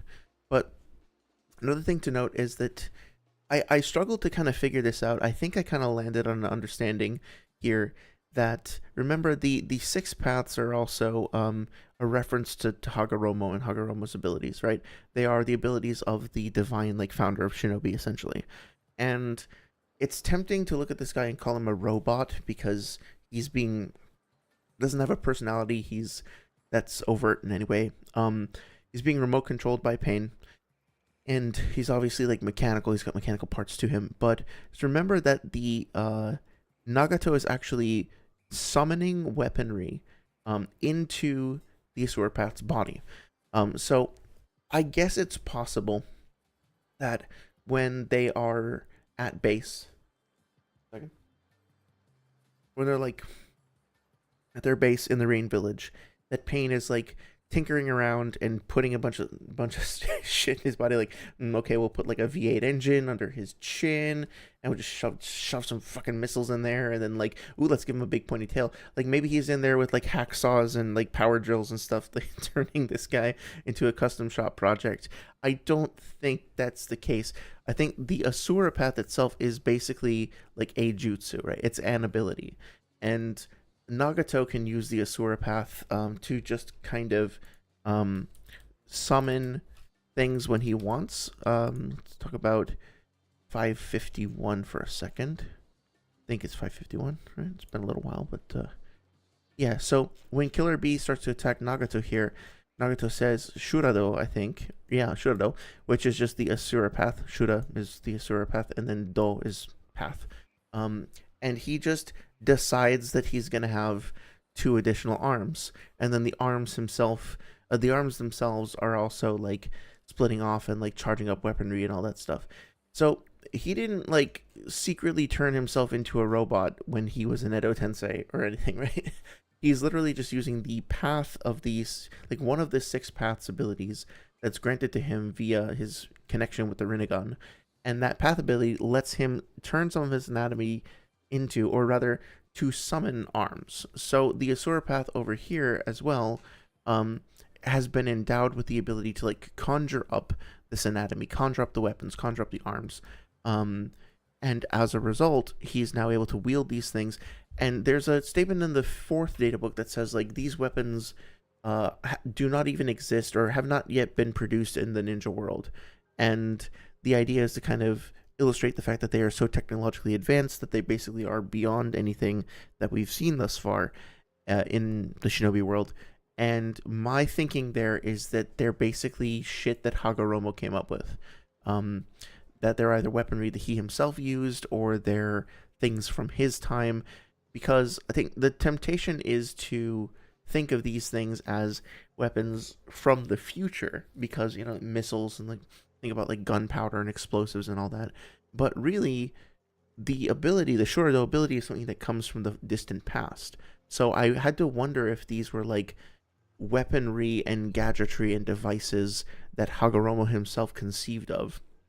And that maybe they were, you know, in part a sign of his genius. Like he's able to invent these incredibly intricate like contraptions, use his ability, like creation of all things, or just his insight into the future to kind of create these things that nobody else had thought of yet, thousands of years beforehand. So this is all just a feat for Hagoromo. It could also be a little bit more esoteric. Could be that they're tapping into some sort of divine thing, or it could be that Kishimoto was just like, I really want this guy to have a fucking laser cannon for an arm. But diegetically, in terms of the actual lore, I think it's a bit more. I think there's a way to kind of look at it like that kind of ties everything together. That's my hope, anyway. 1 second. Saria says 1/3 Crisis was pulling the same mental gymnastics in his Zelda video, trying to make Ocarina of Time Link the strongest. He's not, by saying Ganon wasn't using the. But it okay, that isn't he like? Doesn't he literally like hold up his fist and the Triforce glows on it, and then he starts flying around and shooting magic at you? Was I'm sorry, maybe I just don't know my Zelda, but like, how do you look at that and be like he's not using the Triforce? That's strange. Dr. Strangle says the agenda is real. It can't get much higher. Nice. I love it. I'll refrain. I'll spare you my singing voice on this particular stream, but maybe I'll save that for the Dark Souls music stream. But yeah. Sorry, it says, oh, I see. It's a 3-part thing. So of course I comment and I'm like, no, this is wrong, and I provide every time we're told Ganon is using the Triforce both in English and Japanese. And because I refuse to get in VC and argue about the literal text on the page, he hid my comments. Of course, why would he leave up a dissenting opinion? That would encourage discussion, Saria. You know that's not allowed in dissenting views on the internet.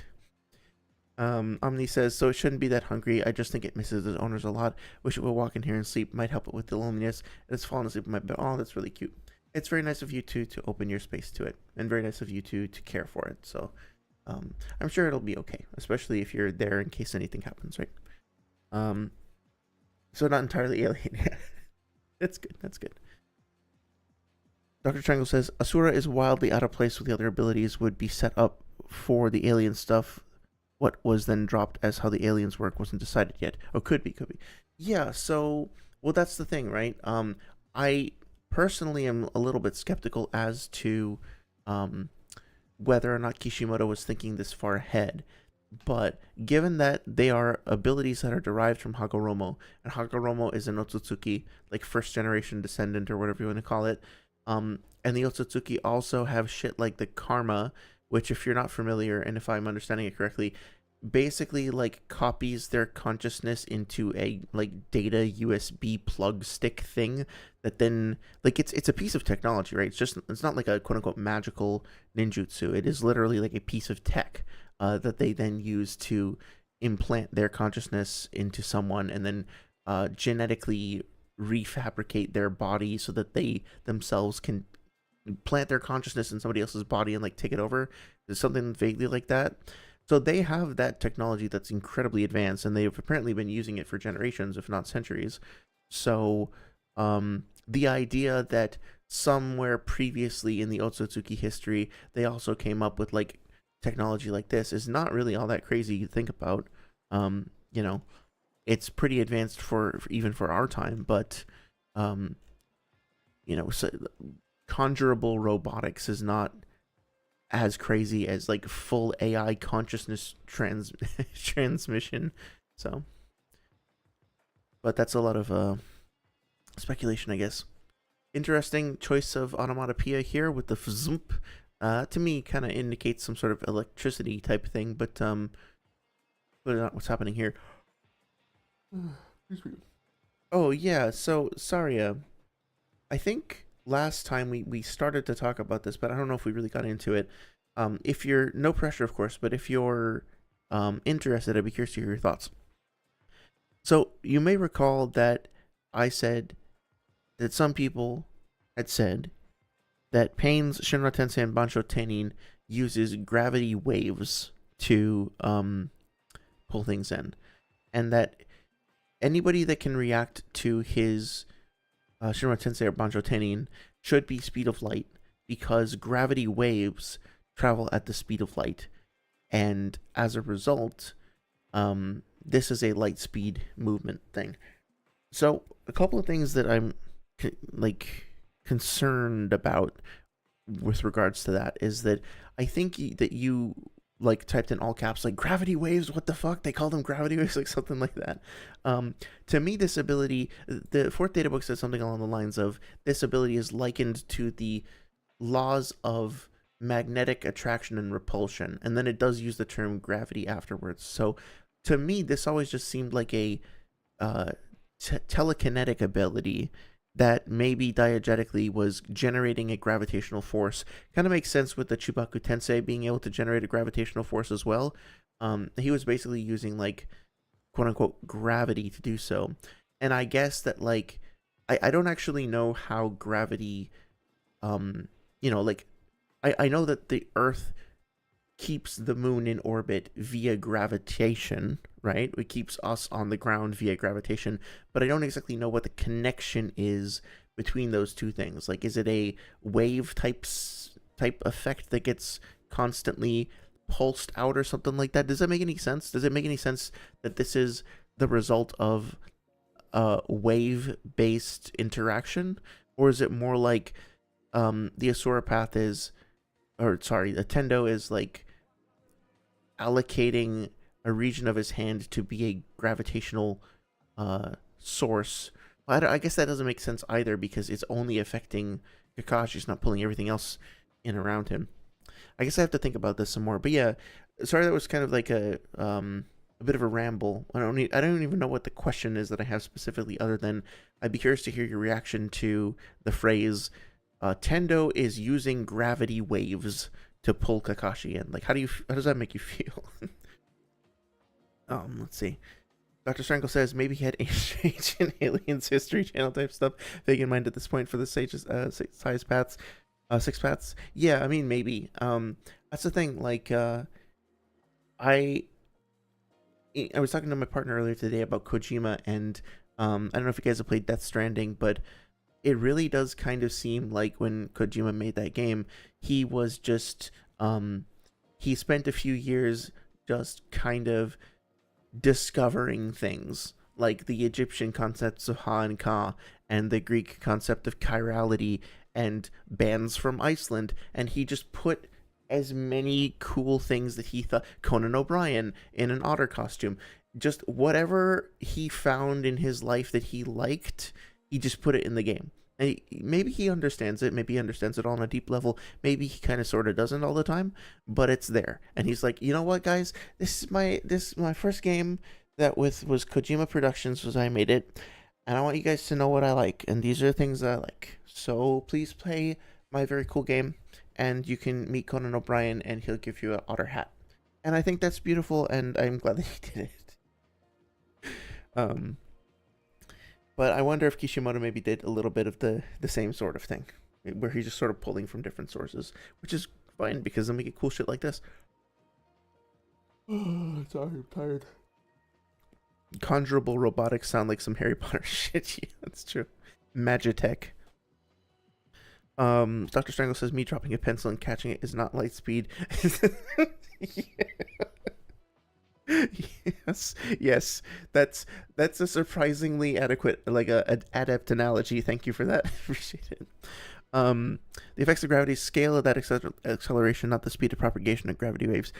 Yeah, so I guess I should have been more clear. I think the idea is that once Pain starts pulling Kakashi in, he raises up his hand, he's like targeting Kakashi, and then he decides, I want Kakashi to start moving towards me now. And then once he makes that decision, an acceleration force is applied to Kakashi that pushes him towards Pain. And the onset of that force, like, basically from the time Pain says, okay, go, to when Kakashi starts moving, that happens at the speed of light. It's like waves of gravity going out to touch him and then start to accelerate him to pull him in. Those waves that are going out are moving at the speed of light. Not so much that, like, I guess if I like hold a laser pointer and point it at the wall, the laser, and then I start like moving my arm around, the tip of the laser, like the point of the laser, is not moving at the speed of light, right? It's moving at however fast I'm moving my hand, but the beam of light is always emitting from the laser at the speed of light. Like all the photons are coming out of the laser pointer at the speed of light. It's just the quote unquote like location, like the movement of the target that I'm painting is moving only as fast as my arm. So like part of it, I'm using that analogy to try to say like part of the attack is moving at the speed of light and then part of it is not. But again, I have no idea if any of that makes any sense. I like your pencil analogy though. That makes a lot of sense. Omnibony says magnetism will make me think it being more like how electrons repel each other, but is attracted by protons, which to the layman might seem to act like gravitation. Ah, that makes sense. Yeah, of course. This is all assuming that not Kojima. What the fuck? Kishimoto, actually sat down and like researched these concepts and decided to make them representative, as opposed to just being like, I want him to do this because it's cool, which is fine too, right? There's nothing wrong with that. Not everything has to have an explanation that's conveniently like digestible and breakdownable for us in the power scaling community. It can just be some fun shit that he does because it's cool. Fucking rad, man. Like his ability is I am a fucking badass. That's it. Dot jutsu. Dr. Strangle says Hideo Kojima is a Japanese Quentin Tarantino, and Quentin Tarantino is American Hideo Kojima. It's true. They are the chiral pair. If you know what I'm talking about from Death Stranding, like they're the two like chiral twins of one another. If Kakashi was able to react before the wave pulled him in, then he's faster than the wave. But if he moves faster than he is being pulled in, then he outscales a gravitational acceleration. Yeah, exactly. So like, if I jump out of a plane, and I start, like going skydiving, and I'm like starting to fall down to the earth, I'm obviously not moving at the speed of light. I'm being accelerated at 9.8 meters per second square down towards the earth. But the thing that is like, quote unquote, connecting the earth to me to then put the acceleration on me to push me down, that force itself is being applied to me at the speed of light, right? Something like that. Or am I just totally bullshitting? I don't know. I should probably stop. And just go fucking look it up afterwards. But yeah, obviously, like when I start falling out of the plane, like I will never at any point be traveling at the speed of light with, like, relative to the Earth. But I'll be accelerating towards it at a certain rate. I'm just curious about, like, how that actually works. There's probably, I'll add this. I'm kind of contemplating doing like an actual edited video on Naruto cosmology and talking about this stuff, because I think I had a lot of fun talking about the moon and the like stars and stuff last time, but it was a lot of kind of scatterbrain thoughts, and I wonder if it would be fun to kind of put some of those together in like a more organized fashion. Sorry says define pull, like a black hole pulls, but that doesn't produce gravitational waves. Oh, interesting. It's orbit or maybe acceleration. That does. Gravitational waves aren't a mechanism which gravity. Okay, cool. Yeah. That's what I think. I think probably somebody was just like in a debate once, was probably just like, this looks like gravity. The data book says gravity. I'm gonna type in like, how fast is gravity? It says, and then Google said gravitational waves or light speed. Okay, I like that. That sounds cool. So I'll say this is a gravity wave, and just kind of went with it, and it kind of spread. That's what I think happened. But Omni says gravity is also different depending on where you are. That's interesting. Well, the acceleration due to gravity would be proportional to the mass of the object that's doing the accelerating, right? Like, yeah, on the moon, you will be accelerated less towards the ground at any given time by the moon, because the moon is, obviously has less mass than the Earth, right? I keep yawning. I'm much more tired than I thought I was going to be. Okay, so, yeah, Tendo starts pulling in Kakashi. Says he notices he's being pulled. He starts traveling towards him. His continued focus here. Great blocking, by the way. Nice building up of tension. Kakashi realizes the ability. Now, here's the interesting part. I forget if we actually started to delve into it last time, but Kakashi pretty soon is going to say something along the lines of, like, I have used my lightning clone, therefore I'm at 50% of my chakra. And this is the key part. Does Kakashi use his lightning clone beforehand, earlier in the fight, or does he use it right here? It looks like all he's doing here is he's using, throwing this chain. But we want to kind of keep this little moment in mind when we come back to this in a second. This is also, I think, a feat that's probably a little underrated for Kakashi. He's already started being pulled in. He's being accelerated by pain. He manages to react to that, perceive what's going on, and then like cognitively process what's happening, like comment on it, reach into his pocket and throw out this chain, and then it goes backwards, and it goes backwards fast enough that it outpaces his forward acceleration, and he manages to get it not only just to the chain, but around the chain, or around the pillar, rather the column, in time before he gets pulled in, and to stop his acceleration. So I think that's pretty interesting. Also worth noticing about his grip strength here. Like, he seems to lose grip and on the chain. And I guess, again, like, depends on how you interpret this. I think there's plenty of room for interpretation here. But thinking about, like, these characters supposedly having the AP equivalent of being able to destroy mountains or things like of that nature, it's kind of weird to think about that, and then also think that the thing that happens here is not that the chain breaks, but that Kakashi's hand slips. So despite these characters being able to reinforce their grip with chakra, and like their attachment to objects with chakra, and that strength being capable of, again, like, performing massive explosive and destructive feats, apparently, like, Kishimoto made the decision not to choose to show the chain snapping, but to choose to show Kakashi's hand slipping, which means that if this is Kakashi himself, that his grip strength is less than the strength that it would take to break a chain, which puts a really interesting kind of ceiling on his physical strength there. Now, again, there's a lot of ways you could dispute that, but from a casual standpoint, yeah, I think that is on par with the overall, overall vision of strength and durability that's presented to us in the series. Let's see. Your gravitational acceleration depends on the mass of the object you're on, says Omni. Yeah, that makes sense. Saria says, John, yesterday we had to have an actual conversation in the server about how electrons are not the speed of light. I think it's safe to say this community only knows the powerhouse. So, oh man, yeah. I saw that conversation. Didn't somebody also like start being skeptical towards climate change or something, like talking shit about climate change in that thread? I saw that and I was like, oh god damn it, I'm actually like doing stuff today. I wish I could get into this, because A, it looked fun, and B, I could tell that there was some silly shit that was going down.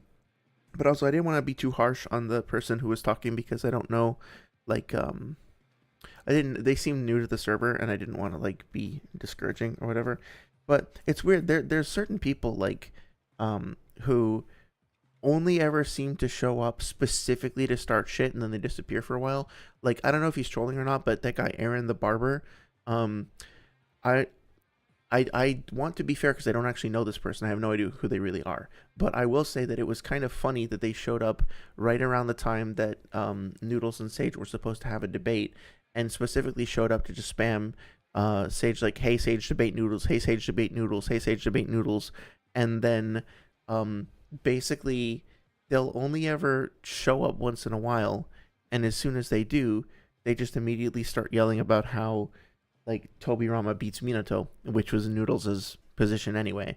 Um, and just kind of like scrap about it for a minute and then disappear into the night like a shadow vanishing in the wind, like and then come back and do it again. So definitely have some highwaymen who show up to ambush with arguments. That's fine. Keeps things interesting, I guess. Gravitational acceleration different depending on where you are. I see. I need to learn more about it. I actually don't know much about how gravity works, like under the hood, so to speak. Fascinating stuff. I learned about quasars recently. Holy shit, quasars are like one of the most terrifying and amazing things like ever. If you don't know much about quasars, just look up a little YouTube video explaining them. They're like actually like Lovecraftian levels of terrifying. Legitimately, but also genuinely amazing. Let's see. It being Lightspeed is so weird. Yeah, fair. Could have formulated that better. Sorry says, Omni, not trying to be mean or anything, but some of these people need to just not talk about these things if they're not genuinely interested in understanding it. They just say words, to be fair. I think what happens, sorry, is that, like, we all start to develop, like, a personal kind of colloquial understanding of certain things, right? Like, there is a difference between speed, velocity, and acceleration, for sure. But without looking it up, I don't know if I could really adequately explain it. Like, I know that speed is distance over time, and then velocity is distance over time with direction, and then acceleration is like a change in velocity, which means it's a change in distance over time, or something like that. Like, I forget exactly how it works mathematically speaking. And I kind of like, for the purposes of most debates, I think it's fine to just kind of assume that everybody uses speed and velocity interchangeably, right? Like, we all kind of say speed when we really mean velocity when we're talking about, like, characters engaged in this stuff. Like, force equals mass times acceleration. I don't think people are really always thinking about what acceleration means in terms of its differentiation from velocity specifically. They just use velocity or speed as part of their, like, vague calculations, and then that becomes the nature of the conversation. And from obviously that's not like super accurate or super fair to what the actual physics or math is, but it's fine because we're in a certain light, because we're just trying to use whatever our common knowledge or common sense is to help advance the conversation forward. The problem is, though, that, like, with certain things, you only realize how much you don't know when you start trying to look it up, and you would only look it up in the first place once you have a reason to doubt whether what you know is true. So, for example, you know what, the whole, like, velocity mass stuff, that wasn't even a good example. A better example is this. I know what a comet is. I know what a meteor is. I know what a shooting star is. At least I thought I did, until I started looking it up after that conversation with Sage the other day. And I realized I really don't know anything about this shit. Like, I just thought that a comet was, like, something that, like any astral body that was, like, glowing and passing overhead in the sky. But no, the comet is specifically, right, it's like a mass of dirt and metal and rock that is specifically then coated in ice, and then when the ice approaches the sun, it glows specifically because the ice becomes gas, and the gas specifically produces like two different trails, like one that's like ionized and the other is like from the solar wind or something like that. So even that is stuff that I don't fully understand. And then the comet specifically has an elliptical orbit with the sun. So I was kind of like in my head using comet and meteorite or not meteorite, meteor simultaneously. And then I realized I didn't really know the difference between meteor, meteoroid, and meteorite. And all of a sudden it just becomes this whole thing. And I spent like the evening watching YouTube videos and learning about it. And the only conclusion I've come to after all this is like I still really don't know anything about this, but I have like a slight better understanding. But if you had asked me the day before I had that conversation with Sage, what's a comet, what's a meteorite, what's a shooting star, I would just be like, oh yeah, it's like the fucking glowy thing in the sky, and I would have been 100% confident that I knew it, right? Because it took me having some kind of a prompt, some kind of a reason to doubt myself, to then go educate myself about it. What I have found though is that that thing that we see flying overhead in this sky, that goes in front of the constellation that Toneri is looking at, that's a shooting star. Like, I'm 95% confident. That's not a fucking comet. That's not really how comets work. So, whatever he's saying in the English dub, or the comet has entered the constellation of Cancer, if that's the case, it's not what we're looking at. Because the comet should be moving, like, much more slowly relative to his position, and it should be, like, moving either towards or away from the sun, but presumably towards it if he's, like, talking about how it's just entered it. And its appearance should be very different than what we see. And I wouldn't have understood that if I didn't take the time to look into it more. So 9 out of 10 times, if I'm frustrated about something in the Naruto community, it's not even that like somebody misunderstood something or pick up a bad argument or is just like not repping a character that I don't love or whatever. It's that lack of curiosity, because so much of the time when I myself am misguided about something, it's because I just wasn't curious enough to go look it up. And then every time I do, I learn something cool. It's always fun. There's always something positive that comes out of it. Even something like learning what was the term for it, like hokiboshi. I didn't know that word before. Now I do. It's kind of a cool word. Little things like that. So anyway, I forgot where I was going with this, but hopefully that was a decent response to the genuinely interested in understanding it. Yeah, if we could all just put our ego aside for a second and just go learn shit, then I feel like it would be more fun for everybody. It's more fun for me anyway when I do that. Like, I don't literally, I hope that I can convince people of things if they are worth being convinced of, but the idea of winning a debate matters a whole lot less to me than the idea of just like figuring out something with somebody. Like, if we were both, the ideal situation is if we both start off being wrong, and then we both go learn something together by challenging each other, and then both wind up coming out of that with better knowledge. That would mean so much more to me than either of us being right and the other person being wrong. Anyway, he says, yeah, especially since learning about amp is one of the first things you learn in electric physics. Oh yeah, that makes sense. I used to know more about that because I had to take some like electrical. Well, I took a course specifically in like doing like audio work for like live theater and stage productions and shit, and so there was a lot of like understanding like circuits, series and parallel, like how to wire things, electrical safety and all that. But it's been a long time. I don't remember much of it, sadly. Speed of electron movement depends on the material. Yeah. In air, I believe it's 1/3 the speed of light, but I could be wrong. Yeah, it aren't like isn't it like faster in well insulated materials, or am I making that up? I don't remember. Dr. Strangle says, well, if it's an electrical current, it can differ wildly, at least if I'm remembering correctly. Sorry, we'll have to correct me on this if I'm understanding it. This reminds me, I don't know if you guys have seen 12-Ounce Mouse, but there's a thing where a character, granted the character is a little bit loopy, but the character says, our memories are electrical impulses in our brain, and electricity travels at the speed of light, and so that's the way our memories work. Our brain is time traveling in little micro pockets back to the past and retrieving, like when we're remembering something, we're not actually just like playing back a recorded video or something.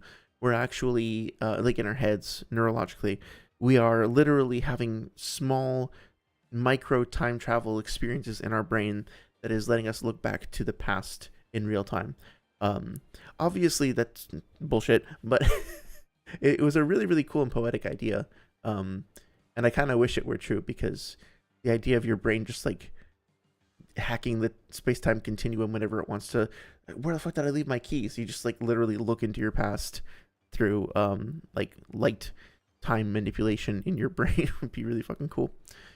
Um, Sorry says so true. Also, one of my favorite heroes is Marvel in Marvel is Quasar. Is this only because she's part of the Captain Marvel family? Is it because she's lesbian like me? Doesn't matter. I won't tell. Don't worry, I won't tell. Um, yeah, there's also something just very cool about that name, like Quasar. It's something I don't know, very it sounds exactly like what you would expect the sound of like a futuristic energy beam to make when you fire it, right? Like energy beam weapon to fire it. It's perfect. I don't know how to describe it. Um Curious how high Quasar scales in Marvel. I just realized that like I, every once in a while when you mention like a lesbian character or something, I try to think of a single bisexual male character um that I could use to be like, well, I see your representation and raise you my representation, right? Like, but I don't know of any male bisexual characters except like I can't think of any off the top of my head except for like I guess uh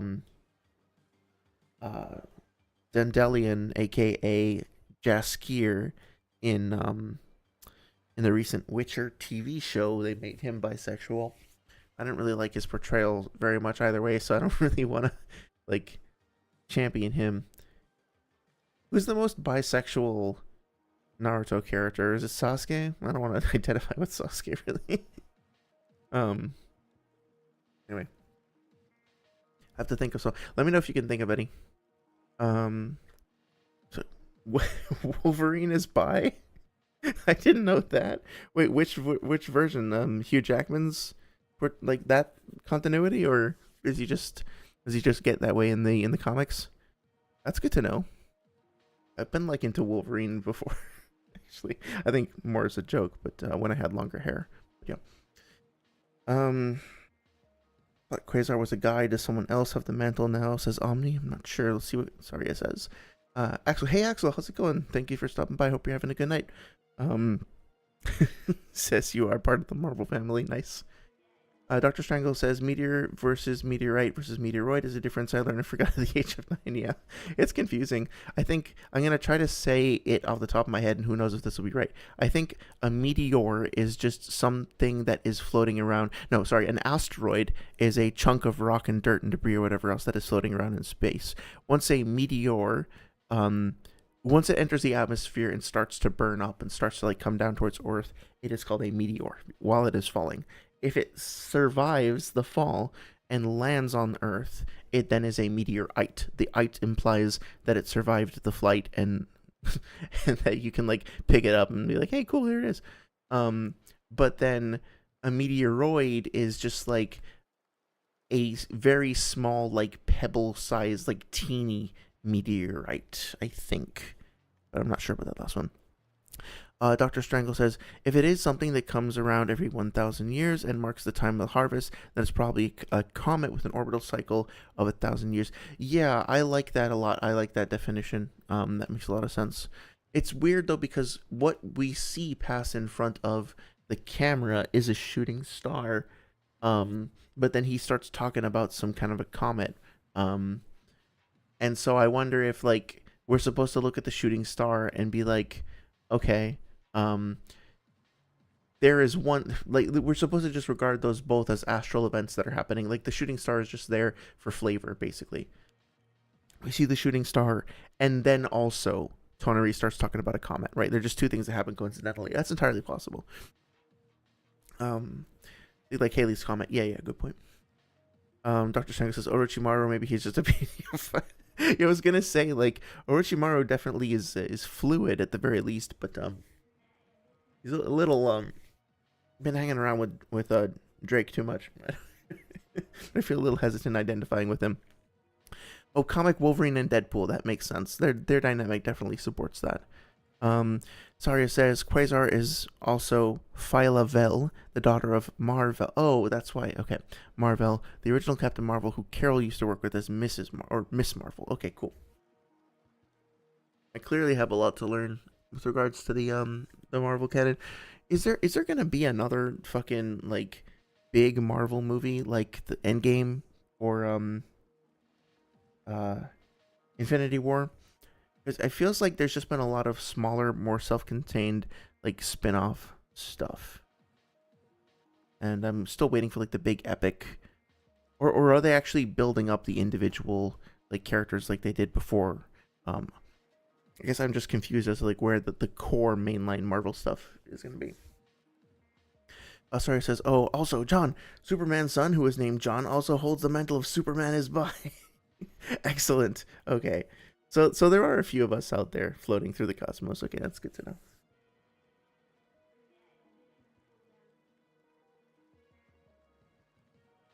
It's one of those weird things where like on the one hand I hear like my fellow bisexuals being particularly concerned about bisexual erasure.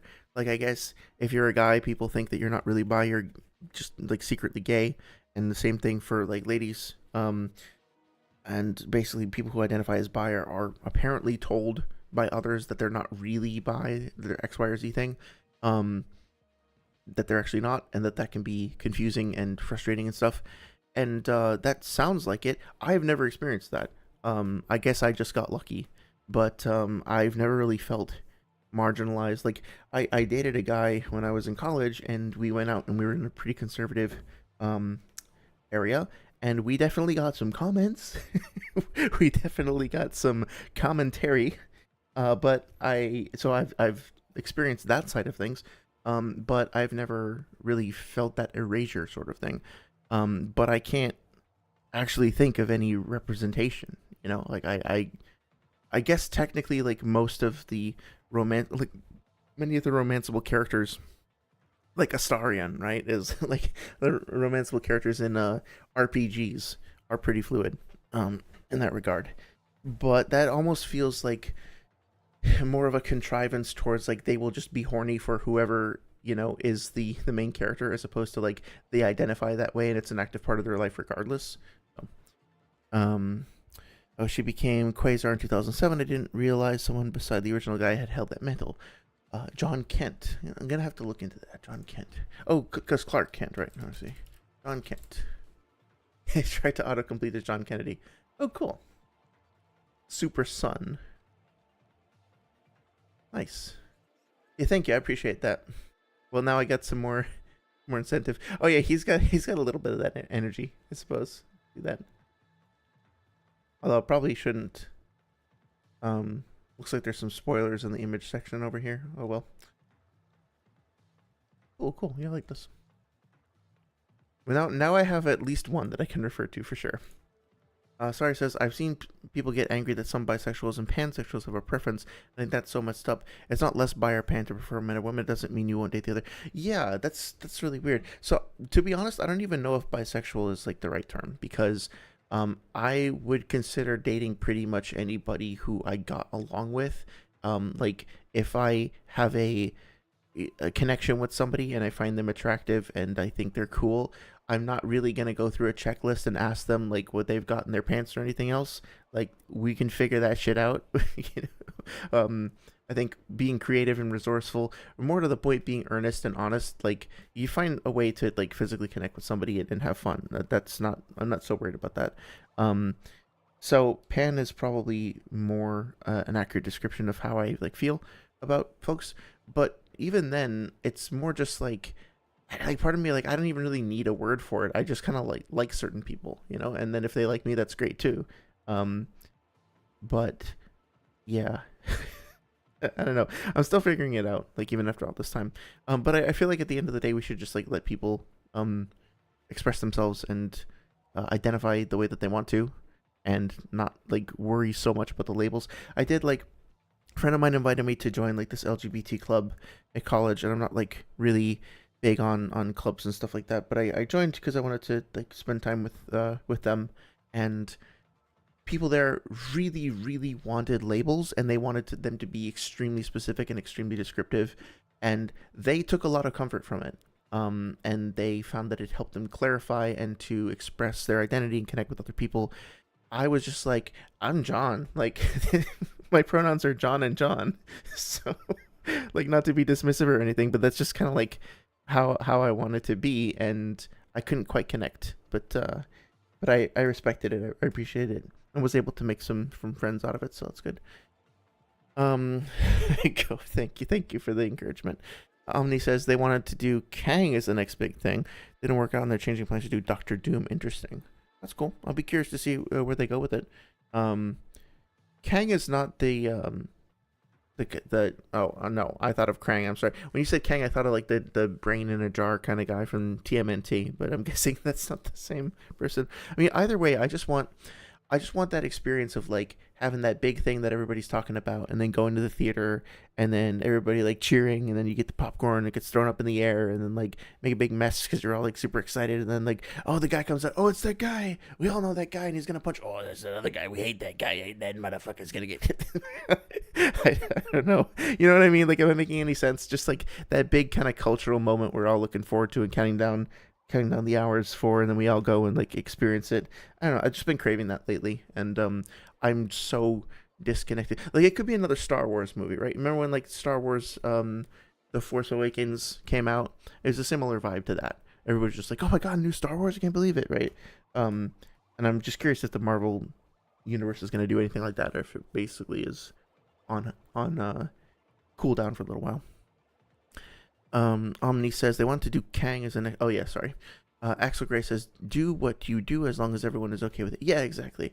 Consent is really important, and self-expression and connection are really important. As long as you're not like applying judgment or making other people uncomfortable, like pressuring other people to do things they're not comfortable with. Obviously, that's very very very important. Yeah. I am John. Yes, John Minecraft. Help me out. What would be my fucking moniker for this? John Power Scale. Hello everyone, I'm John Power Scale. I'm here to tell you about like how Pain Solo's your favorite character. I'm honestly so glad we're not doing Kang. I was not trying to see any weird moments of Carol having to deal with sexual assault like in the comics. Yeah, that's so I don't want to spoil anything. But I will say that I saw a Star Wars thing recently that I watched it with my partner, and it had a scene in it that was like, let's just say, surprisingly adult for the Star Wars context. And we had a little chat afterwards about like, does this belong in Star Wars? Like, this is a well done scene. It was well executed. It was respectful, in its own way, I suppose. But like, it feels like we kind of crossed the line here. And what's on the other side of the line? I'm wondering if this is like Star Wars territory anymore, or if it has become something different. So I don't want to spoil it if anybody hasn't seen it, but I'd be curious if anybody knows what I'm talking about. Just say it's a recent Star Wars thing that's on Disney Plus right now. Anyway, I mean, they could skip the sexual assault like they skipped Hank Pym being a wife. Oh, Jesus. Yeah, I mean, these are real issues that need to be talked about and need to be.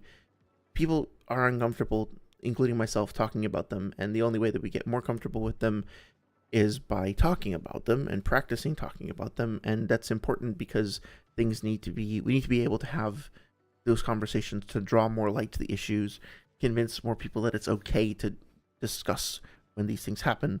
Wow, it got really serious in here. Yeah, I mean, it's tough when you then decide to try to put that in like a summer blockbuster because it's hard to handle that stuff respectfully and as part of a nuanced conversation when you got fucking Rocket Boot wearing Iron Man's shooting lasers and zipping around. Shit. Anyway, John Lightspeed.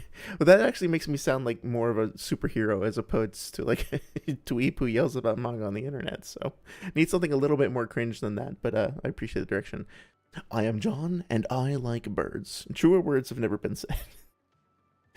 That's if I go back to like online dating at any point, that's just gonna be my whole profile. I swear to God, it's just I'm John and I like birds. That's it. Omni because like anybody who I'm supposed to be with will understand. If they see that, they'll get it. And anybody who doesn't get it, then I wasn't supposed to be with them, right? Omni says he never really was one. It was, or sorry, it says to Omni. It was kind of a one-time thing. He wasn't just like consistently beating Janet. It's just something people took the panel and ran with. Oh, okay, gotcha. Well, we certainly have run the gamut of topics tonight. This has been great. So let's see. Worth kind of taking a look at this over here. It's really cool to see, like, obviously Kakashi wasn't going to die here, but there's a lot that's going on in this scene that I find very interesting. Firstly, being the fact that we do actually get a Kakashi death scene pretty soon after this, but I don't think anybody would have seriously thought that this would actually be a death for Kakashi. So it's like I think Kishimoto was deliberately playing with our expectations here by showing us Kakashi quote unquote dying and then taking that quote unquote death away by saying, oh, he was actually okay, he was a lightning clone.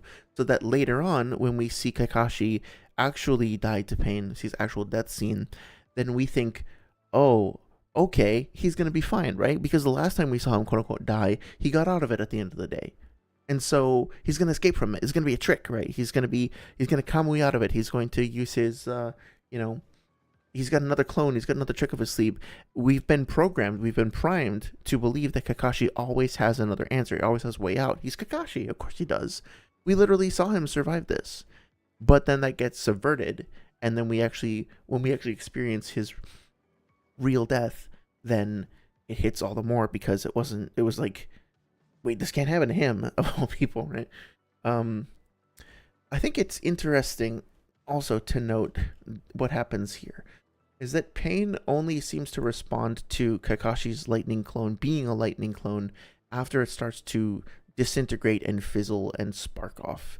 Now, it's funny because we're told that, like, the Byakugan obviously has the ability to see chakra, and the Sharingan can also see illusion and distinguish illusion from reality and can see chakra as well. Like Sasuke can see the whole like cloud of Datara's little bombs and all that stuff. But Pain with the Rinnegan which is supposedly is like the highest form of dojutsu, like the most supreme dojutsu at this point in the series, the heavenly Samsara wheel eye or whatever it's called, Samsara eye I think is what it's called, can't fucking tell that Kakashi's clone, that what he's facing is a clone.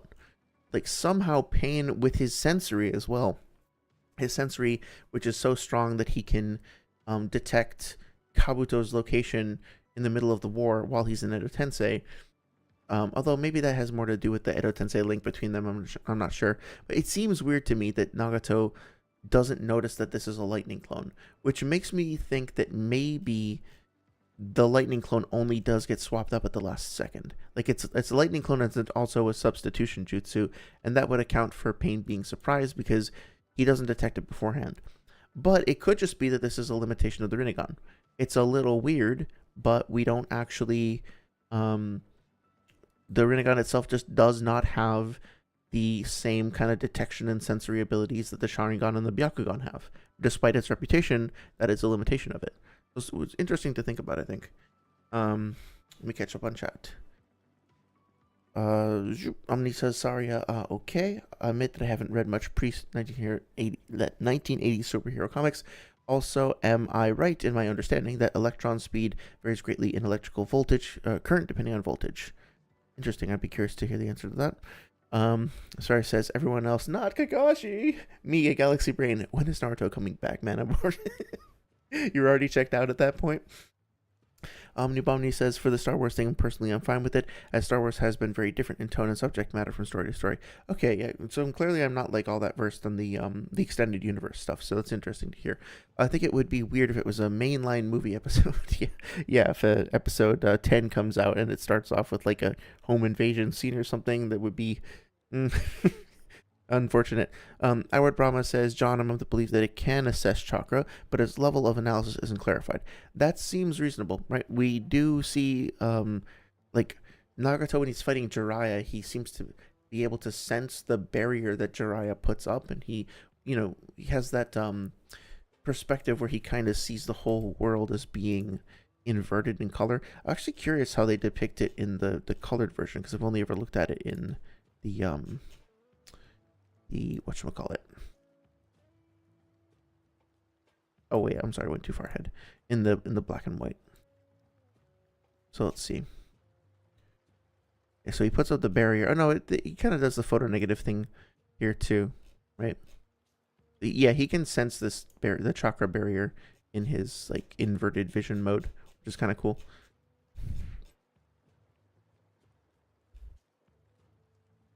I'm just trying to see if there's anything else. I mean, I guess you could say that this is he's just being depicted that way because he's inside. No, this he's kind of like looking outside too, so he can kind of perceive this. So he does have some kind of perceptual ability, but then it can also be blocked by fucking yeah, he sees this outside too. Um I mean, he sees like the tongue on the outside from the inside is what I'm trying to say. Um but yeah, his vision can be obscured by fucking smoke bombs, which is also a little weird. I was gonna say inconsistency. I don't know if it's inconsistent. It's just sort of a weird quirk. Um, yeah. Axel Gray says, "Clones have blood." What?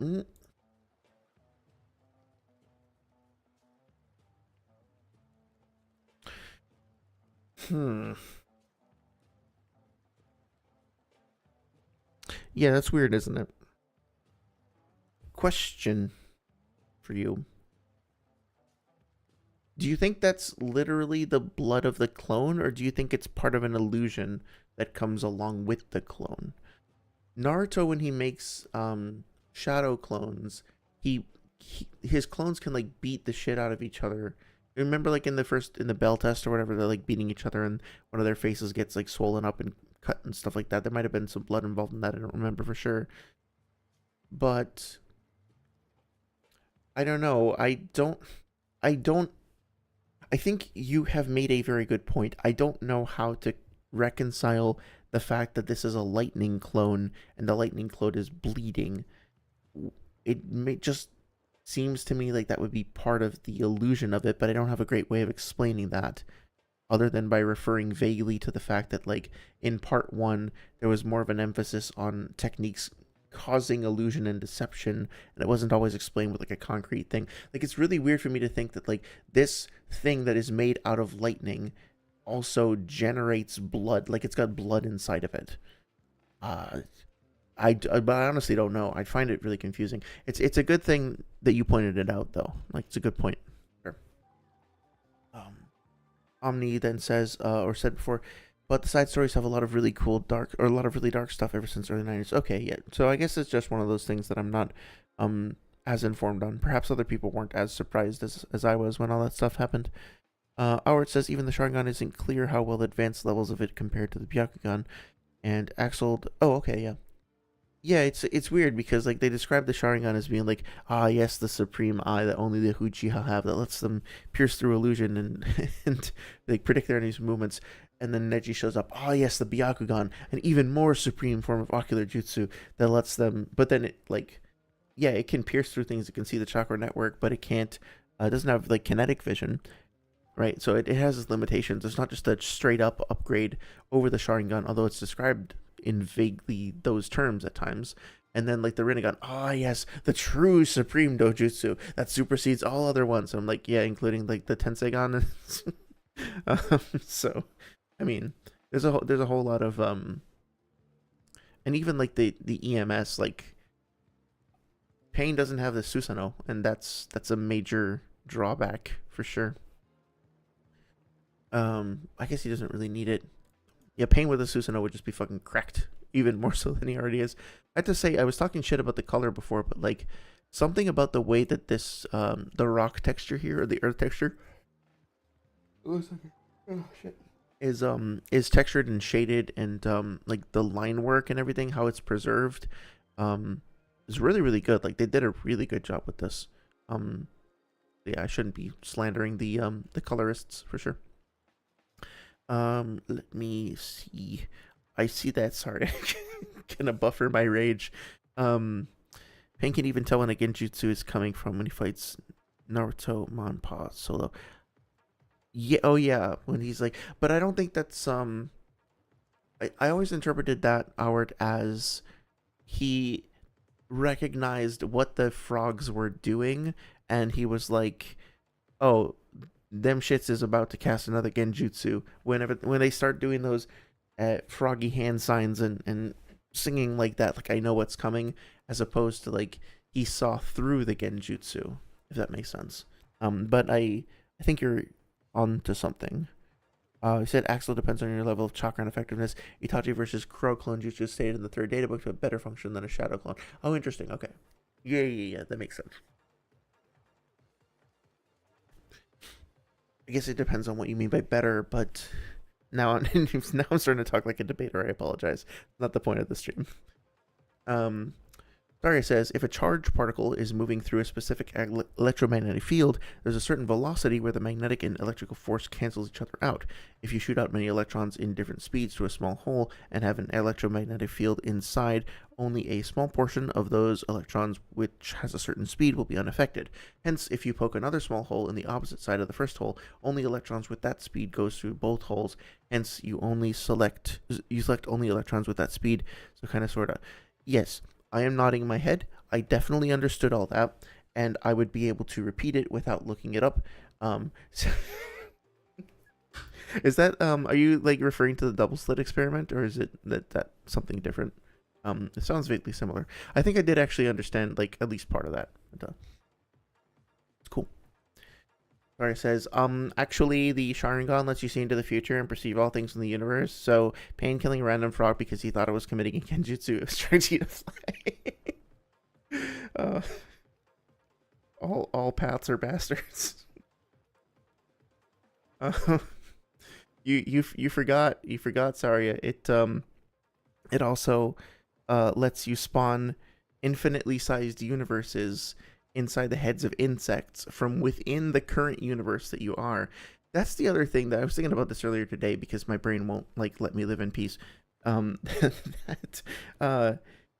for you to create an infinitely sized universe inside of a universe in which you already exist, you would need to be using more energy than the universe itself already has, right?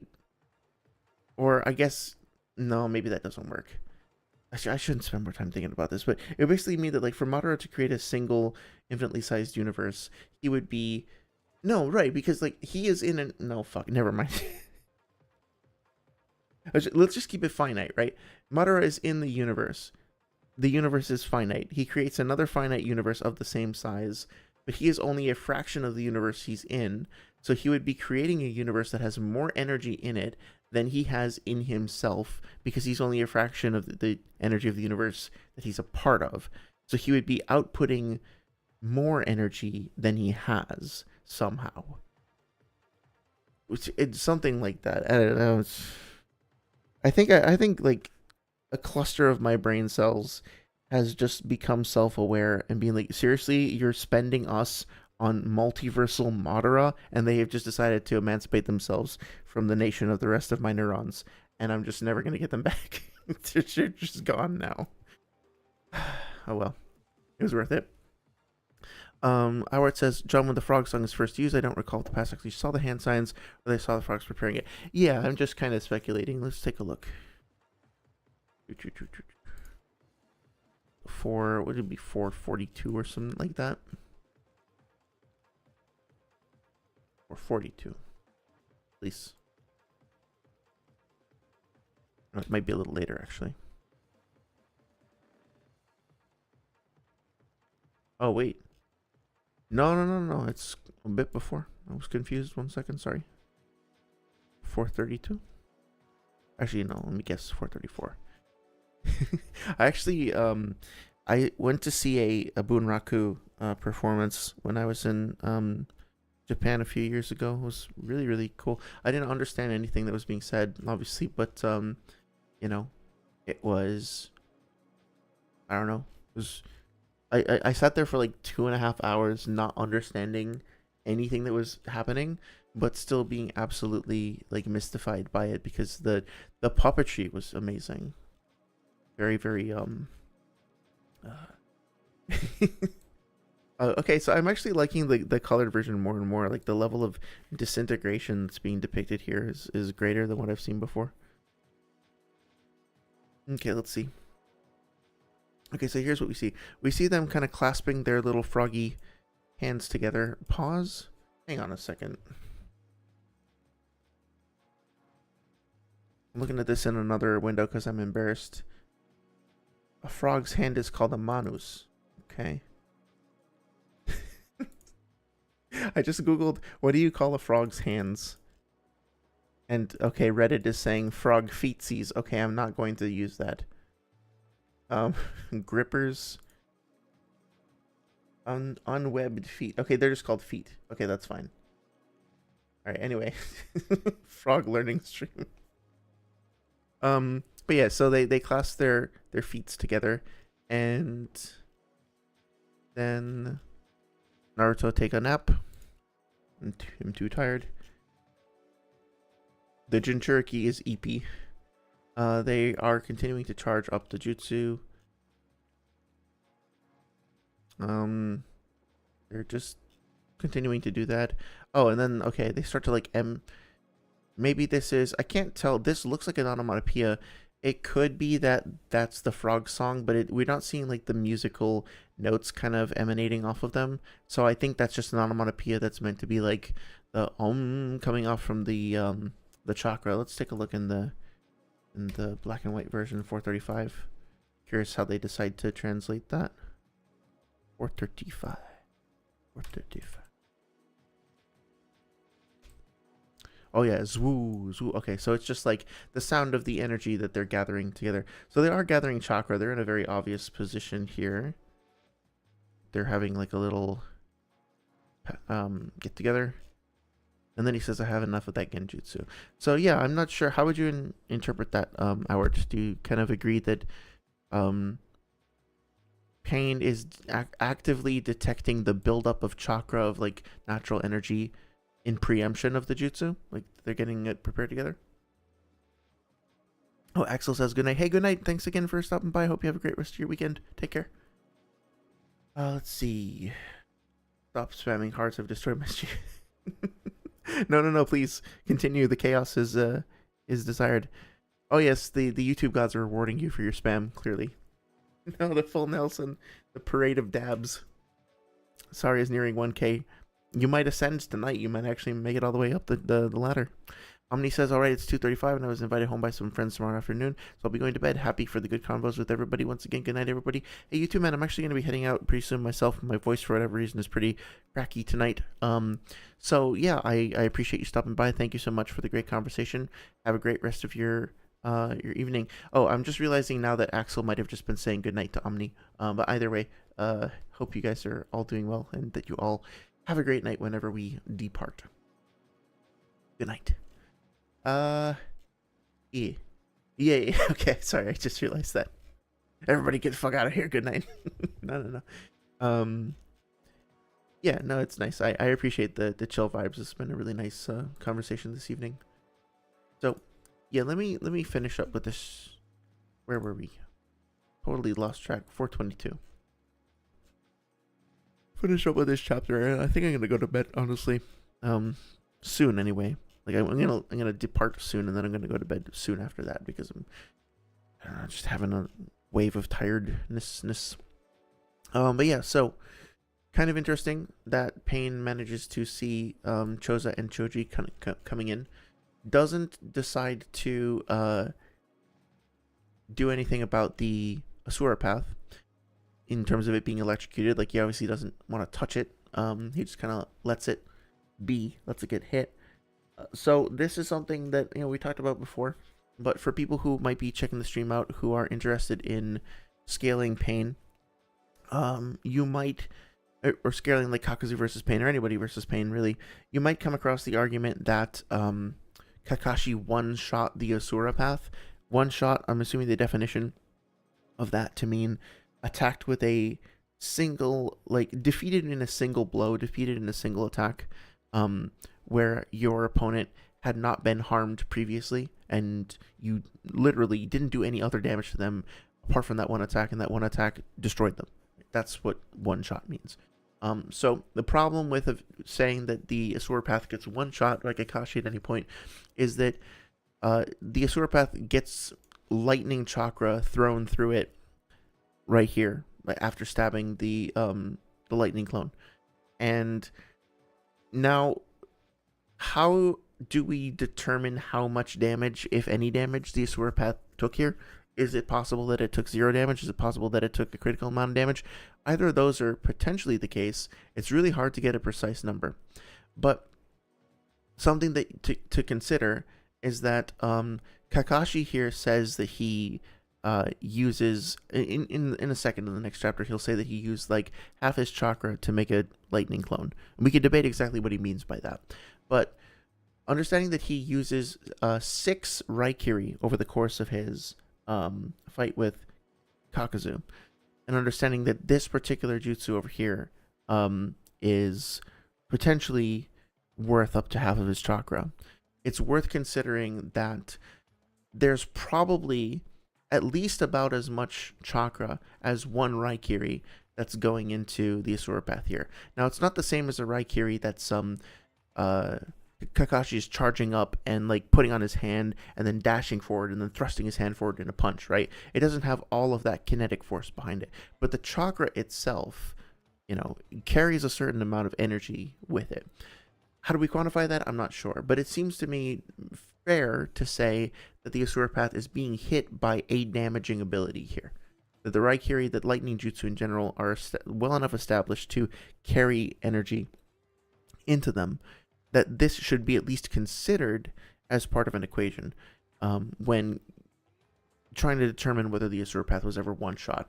I don't expect anybody to hear what I just said and believe that it is definitely damaged or critically damaged or anything like that. But if you're talking about Pain versus another character, and you're using the Kakashi Raikiri scaling as part of that, it would make sense to go and look at Kakashi's Raikiri overall, and then come back and look at this and really say, is it safe to assume that the Asura path took no damage? I don't think it is.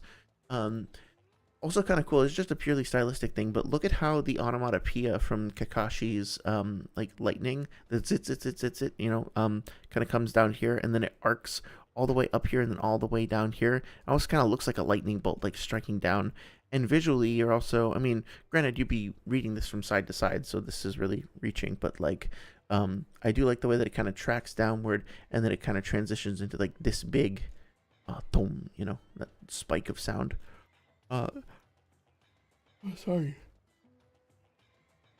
Kishimoto's use of onomatopoeia is actually really underrated. I might actually do a video on the use of sound effects in Naruto. That'd be kind of fun.